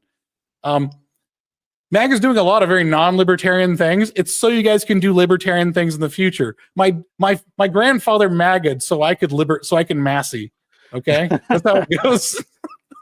Yeah, I would, if I had any business whatsoever, what I would do is a business where I employ artists and gunsmiths to make decorated guns. That's what I would do. As I would take the Art Deco and the different arts that are distinctly American and modern, and be like, we need to start putting some decorations on guns right now because everyone's running around looking tactical, but I want people to be looking fucking Gilded Age. Yeah. What's blowing me away is that the gun world is moving toward like CS:GO skins for guns in real life, and that's like, no, I hoped this would never happen. I want my pink tiger striped high point, damn it. I want the gayest possible. I was actually okay. So here's another bit. I managed to get into contact with his name is Hewitt or Lewitt, and Jonathan Ferguson. I actually got in contact with him because I wanted to write a script. I wanted to write a script for a movie that would be like like one of those early 2000s travel movies, like Euro Trip, but it would be about guns. And the whole thing was about a historic gun. I called it the MacGuffin. The gun was called the MacGuffin, and it's like an ancient Henry V present to the Queen of Scotland, and it got lost along the way, and it's a legendary gun. And they're trying. Jonathan Ferguson and Ian Crossland from Forgotten Weapons were trying to find it, and it's a conflict. The conflict between the main characters is: are guns for preserving or are guns for auctioning off to private people, right? And the whole thing is their main arch nemesis is FPS Russia, who is in Russia, is actually a Slav, and all he does is takes guns, historic guns, and bastardizes them for internet content. So there's going to be a big like show at the end where it was all these different ridiculous guns that are bastardizations. Like it's non-bullpup versions of bullpup guns. There's a shotgun that's loaded with gender reveal rounds. So you just see like these goons getting shot with pink and blue, and the MacGuffin is finally rescued. And I'd love it if there was guest appearances, but I just want to write the script just so Jonathan can have a laugh at it and the rest of the guys, because it's a funny concept. Because these guys who are way into guns, it's like, are they sacred or are they for fucking with? And there's a yin yang situation going on with the sacred and the effing with that I really respect. It's the you see this all the time in the tech world. It's the consequentialists and the opportunists is what I call them. It turns out, by the way, that the opportunists, at least in the modern period, tend to make a shitload more money than the consequentialists. Oh yeah. Like it's the Japanese technologists versus Americans, right? By the way, Japanese beliefs, their Shinto beliefs. You guys get to see me pouring my whiskey. I'm not even going to mute my camera. They believe that all things that are built by man have a spirit, which is why they put so much damn work into it. However, America is like this absolute mental cousin of theirs that just pushes things to the limits for pure mercantile purposes. And even though America's kind of a bastard, it's such a pure bastard. I think they respect it. And I guess America is the consequence. Are we the world's consequentialist? Is this where everything sacred goes to die, but also get absolutely rizzed up? Oh no, we're the opportunists. The consequentialists are the guys who are obsessed with the ramifications. We're the move fast, break shit. We are the pineapple pizza. We have made so many other cultures angry. Well, so here's the thing. If you look into the history and development of some of America's most popular foods, specifically pizzas and hot dogs, almost all the innovators and like in many cases like the serious origins of like the modern incarnations that we recognize of these two foods are Greek. Really? Like America's pizza and hot dog culture is disproportionately generated by Greek immigrants who started. I would not have thought that. I thought it was Italian and Germans, right? Hot dogs are German, aren't mostly they? Greeks. Fucking Greeks. But so here's the thing: it originates in those countries, but the way Americans make it has been mostly innovated and set by American Greek immigrants. So they're the opportunists. Like by the way, I've got this wonderful. This is going to be this is on the T-shirt. This will be what we all say. That's Kate, I'm all for it. That's what I said. If I have a son and he ever asks me for anything, I'm just going to reply with that. It's like highly supportive, extremely derisive, max on both meters. I like it. Anyways, America, I love America, and I have a fondness of things that go boom and go fast and go hard and destroy and just piss everybody off. America is like a food fight, right? But it's beautiful. What I think America is this absolute petri dish of every culture in the world. And you'll notice that like inferior cultures are not able to hang in America unless they cluster together. I mean, not saying that all who's clustered together are inferior, right? Like, I don't think Chinese are inferior. They made Chinatown. It's great stuff, especially the Chinese that came pre-CCP. Those are the good guys, okay? and they're the most anti-CCP you'll ever see. Anyways, America is this absolute petri dish of all these cultures and all these genetics and everything, and it's kind of a beautiful thing that you're never going to find anything more extreme of a culture than you will find in America most of the time, generally speaking, right? We extremify people because of the exposure to everybody else. That's what happens. You become more extreme when you get exposed to more stuff. Absolutely, wrap around. Yeah, Chinese guys based stuff. You will never find people who are more based than Chinese and Cubans who have escaped communism. Okay, and you will never find people who are more racist than Koreans who are just being Korean. They do not let go of anything. And you know what? I'm inspired because once in a while I saw this a video of earlier of an Indian woman just saying the N-word to a black lady, and she was acting, in a way upon which that may have inspired the N-word to get invented. And the black lady was absolutely stammered by this. I believe this is America. Yeah, this is America. This is when the cultures come to, because balance is only created when you create antipodal forces. So I don't actually want America to ever be pure. I just want America to be balanced, because balanced is pretty good, but it's adaptable to what's happening around it. Like I would say England. And when you have somebody acting with a behavioral strategy that essentially capitalizes on a culture of politeness and taking advantage of that, and then you have somebody who's like, nah, F that. We're just going to drop a bunch of N's right in a row. No, we're anti-authoritarian. We just like to let the kids fight. Like if I had 10 kids and they were all from different mothers, if I was just like an absolute polygonal, that's a shape. If I had a bunch of wives from different, that would be is that what Elon is doing? That sounds like something that like an American industrialist would do. That's like some Kellogg level weird stuff. Oh yeah. Like, I'm going to have children from every race. There was some report recently about his harem compound. I don't know how much stock to put into it, but you don't need to be rich, by the way, to have a harem compound. You just have to have a trailer park, like on your own acreage. Okay, just to have the children fight. That's Kill Bill's mentor, right? That's Bill. That's the Acuna boys. That's essentially what that is. They're all Hispanic, but still, that's pretty. Yeah. We're going to find out. Like, I'm not an authoritarian. I actually kind of like to see where the chips fall, right? Let's the kids fight. And I'm just sort of here. I just think the government should mediate it so that someone doesn't keep an advantage simply because of their holdings. I think everyone should have a chance. Everybody gets a shot at the title. That's what I believe in. Mm-hmm. I don't even know what you'd call that. I'm like a pro-conflict. There's no political ideology. There's just pure, like, maximizing conflict. That's probably what I am. And then the thing is, to maximize conflict, you actually have to have moments of peace to rebuild. Yeah. Oh yeah. If you have drugs, you can have lots of husbands, as we found from what's his face, Tiger King. Yeah, don't do drugs. Makes weird stuff happen. Good old Charlie Manson too. Oh yeah, that's true. The why are the crazy guys so good with women? That is also a thing that. We should just drink. Like, libertarians never thought of that. Crazy people taking all the women. I mean, it's true. Every time I've had success with women, it wasn't because I was acting sane or like normal. I was either extremely mean. I was either kind of mean to them, or I was busy on something else, and they were obviously secondary. And then sometimes when I'm really mean to them, but those aren't the kind of girls you want to marry. So. Because I don't think I was alpha. I think I was just a dick.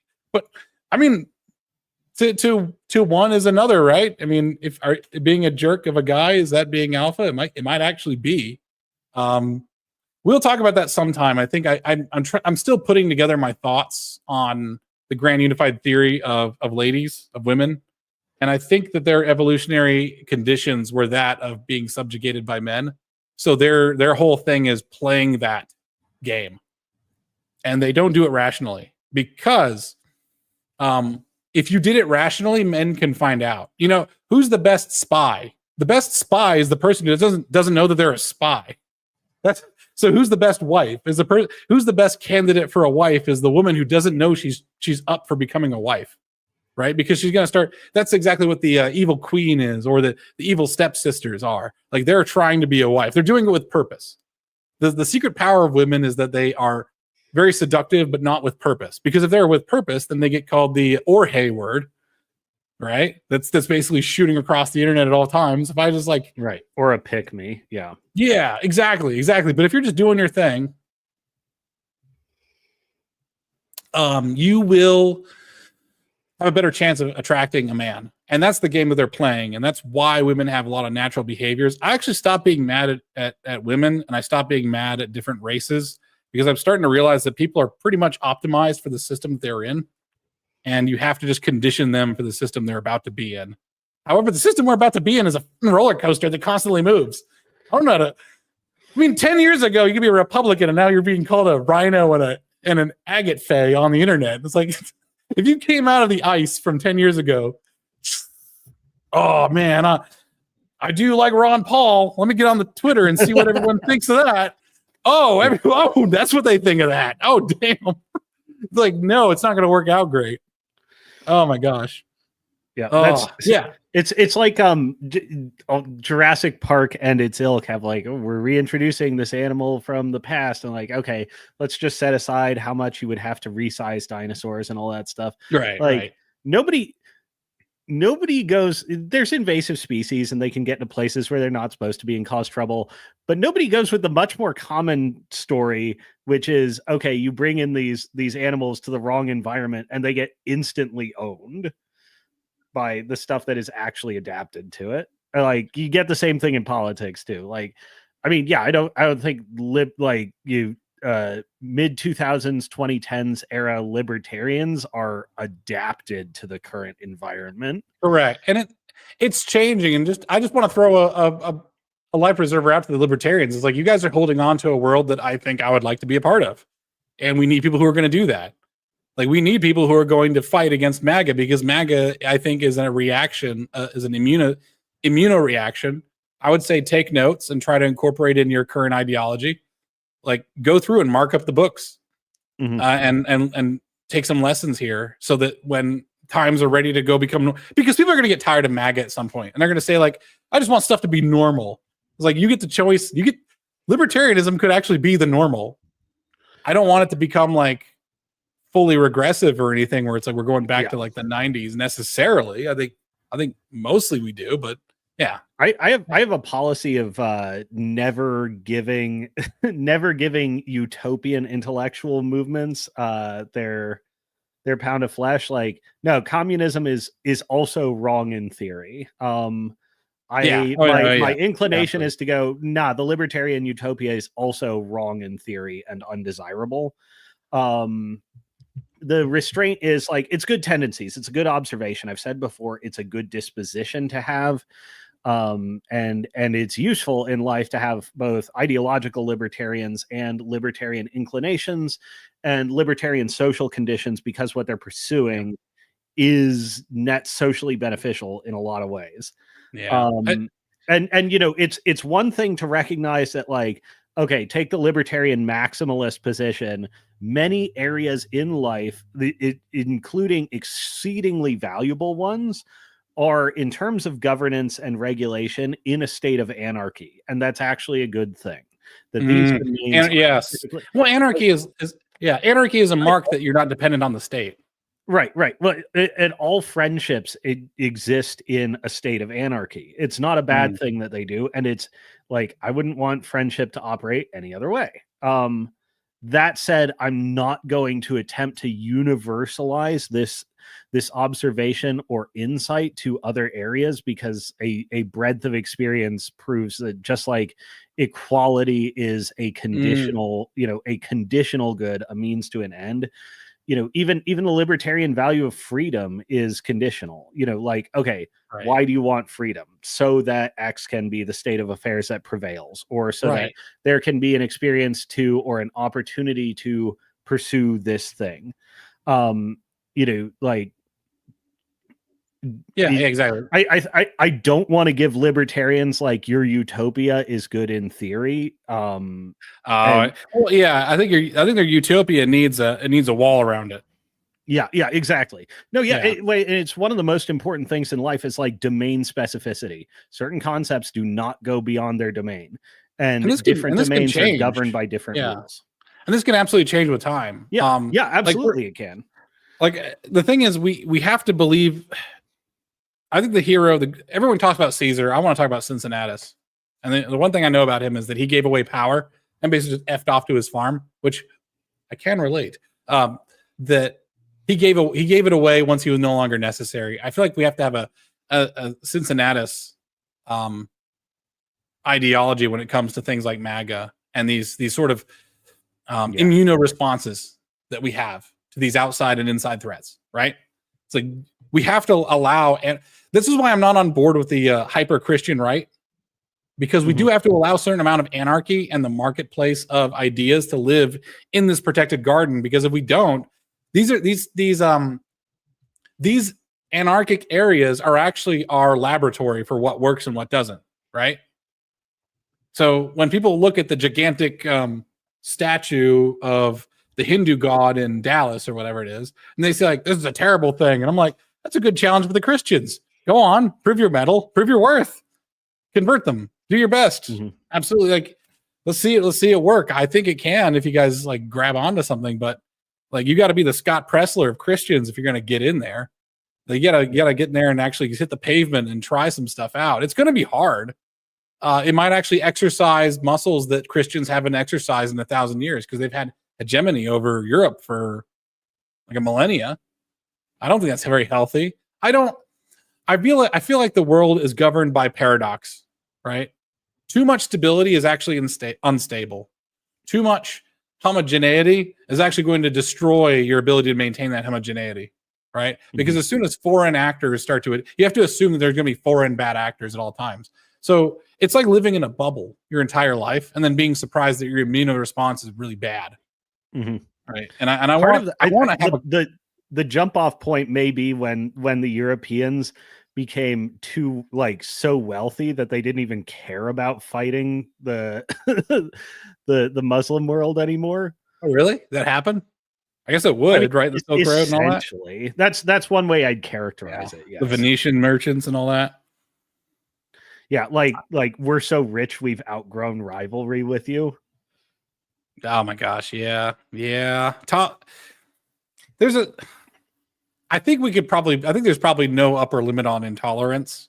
However, the problem is if you do intolerance badly, you end up, like I said on X earlier, is like if you have this absolute tradcon family, you're just going to give birth to another generation of atheists, and we have to find what is the correct formula for that, which is why all of my actual intellectual pursuits is how a family runs and how to have men and women get along. If we had men and women actually get along and be on the same page, we wouldn't have the political problems we have now, because the political problems are a gender war. That's what it is. That is actually the single greatest threat to our civilization right now. It's not two demographics that should never ever be at odds and should only ever, or as much as possible, have complementary and cooperative incentives, alignments, and outlooks. Do not talking about most other things is like, you're picking up pennies and ignoring the hundreds. That's true. Absolutely. Like I keep saying that migrants are not England's biggest problem. Their biggest problem is like, okay, you got invaders inside of the castle gates. Like, who let them in? Why? And don't punish them. Like, just without understanding them first. Like, yeah, if you want to hang them later, go for it. But like, figure out why. Why did they betray you? Like I think we made you made the analogy of that one twisted Ippelcray person from 300 who betrayed the Spartans. Like, that's essentially what happened, is that you had someone who was part of your society that didn't fit in and was twisted beyond all recognition and was rejected, and then they betrayed you and you're surprised, right? Which is why I'm very sensitive to the fact that more and more IQs are being restricted from having a good life. And we're going to have more and more traitors, and more dispositions are becoming more and more dispossessed. Like, women are in a world where women run on instinct. Okay. And we're living in a hyper rational world. That's terrifying for them. And I think it confuses them, and they start turning to, there's a reason why women started turning to not their husbands, but like mystical sources a lot since the Victorian era. Like there's no chart for how much mysticism women consumed, but I think it probably coincides with industrialism by quite a bit, right? To the point where like a woman knowing her star sign is just normal, which is bizarre. That's actually a form of idolatry, but you get burned at the stake at a time for that. Anyways, that's I mean, essentially rediscovering two works on civilizational problems is Ivan Illich and shit, what's his name? Charles Murray. What you described is exactly the problem postulated in the bell curve. People get emotionally hooked by the race element, which is very brief in the book, and it is mostly about like, there's less and less opportunity for people outside a given IQ range, and like that's highly undesirable. Because it destabilizes your civilization in some ways you are probably not ready for. And there's all sorts of cultural, it sort of ties in with Gini coefficient and the breakdown of, like how extreme your inequality is. It turns out a lot of cultures have social technologies, even cultures that we would like recognize as pretty backwards, all have social technologies for managing the Gini coefficient and this Murray bell curve problem. It's not always pretty results though. And somebody asked if we're authoritarians. I actually probably consider myself closer to like a social technologist more than anything. Yeah, we're trying to build institutions and let them take root. I'm not particularly interested in like a specific, like an outcome that matches a specific pre-commitment. I'm interested in what works. And I think you can make, if you assume a technological, mind frame when looking at social arrangements, you can actually make outcome-based judgments, even presupposing relativism. People need to make actions in their own time too. Like, so someone mentioned here that trying to look through. Good one is solve your personal friend problem. Like my friend network has been decimated since COVID. I lost a lot of the instinct, and like I'm working on rebuilding it. Yeah, exactly. I'm trying to do the same thing. And like for the men and women thing, I am a big fan of social duty if you feel called, right? So only you know if you're called. So I'm not going to tell anybody what to do. So it's not authoritarian, it's quite libertarian. If you feel socially called, though, people do need to have the technology, the social technology, to try and right this wrong. I think it'd be actually kind of hilarious to either prevent or hose the hose, and you do it by being hyper romantic. Like if I was just imagine if I was just riding a horse and I had like a cap with a feather in it, and I just like give flowers to some woman who does not expect to get flowers. Like if you just love bombed one of these like liberal troll women, it's like, what would they do? They just melt. Like I was actually talking to my wife about this, of like when there's the fat friend at the bar who's like trying to block you from getting the rest of her girls. Like she'll say, she's not interested. She's not interested. I was like, what happens if I just started trying to serenade her? Like I'm just, it's like, she wouldn't expect it at all. It's like, to be honest, I wasn't interested in her either. I was actually kind of interested in you. And she's like, what? It's like, a lot of these women have never actually been shown. The thing is, if you give them a taste of romance, they might actually believe it again. Right? But so many of them have been like, that's why I don't find it very productive when guys shout wall at these ladies and like berate them and everything. It's like, I do believe everyone can be reformed, but it takes, it gets harder the deeper you're in. But we have to start trying to, or else what else are we doing? Yeah, I know, right? So anyways, we're at the 2-hour mark. I'm probably gonna call it there. Do you have any closing thoughts there, Mr. Cosma? No, I think I covered mine just going back through the libertarian thing. The last word of the stream is yours. Awesome. That's all. I always love that. Just kidding. Hey, thanks for everybody for joining us. This is actually one of the most engaging ones. I think it's because we triggered libertarians, but I think we all came to an agreement here. We're not against you guys. We just, libertarianism is failing. Like 3% is not great. Anyways, but it is where we'd like to be. I would love to cover something new in the future. I don't know if like it's okay for us to do micro subjects, like small ones, like the corruption of unempowered peoples. I don't know, women, people with low IQ. I don't know. Women is actually an interesting one to get onto, but it's kind of difficult. I've not finished my thoughts on it, so it would be sort of like unfully formed, but that's okay with me. Half baked. Right with yeah, half baked, exactly. Well, yeah, I mean that's half the reason to it goes against the rules for radicals. You don't necessarily want to have the sausage being made in public, but also at the same time, like the reason you have a conversation with somebody is to work things out. Correct. Yeah, that's true. That's true. All right, let's try it out. Unless we think of something better between the next 2 weeks. So, by the way, everyone, we do these shows every 2 weeks, 3 p.m. Central on Thursday. So there'll be the next one 2 weeks from now on Thursday. I will probably start doing live streams more frequently than that, but it won't be with Cosma, unless you want to join. I don't got nothing wrong with that. Yeah, I might pop in on occasional ones. You've actually inspired me to I'm still working on assembling scripts and stuff, but I'm actually highly motivated to get my own stuff going. If I want to get, it'd be so funny if I got really spicy. Just called the next one like in defense of the Jews. I'm like behind like a barricade. I've got like my shield and my giant sword. I've got a giant Landsknecht sword. Every man should own a sword, by the way. It just feels good. I've got that, and I got a Cossack's cutlass, which feels pretty good to swing around. Find you a woman who's supportive of your sword buying hobby. My wife is like, you should go for that flanged mace or something like that. I'm like, anyways, all right. The missus and I both have fire axes next to the bed. Really? What yeah. I mean, may I ask? It just feels good. Strange noise in the house late at night. Take the axe. Nothing builds trust in your wife, by the way, than teaching her how to use firearms and weaponry. She's like, okay, this guy's not going to try to get me on his thumb. Like, I just taught my wife how to use the great equalizer. I'm not going to mess with you. So, anyways, all right, guys. Hey, thank you so much. Yeah, hell yeah, Genovese Falchion. I've wanted a Falchion. Was that a particular? Yeah, Norman sword. I want a Norman axe. I want a like Viking axe. That looks practical. Oh, a Dane axe. Yeah. Yeah, the Danes. I dated a Danish woman once. That was wild.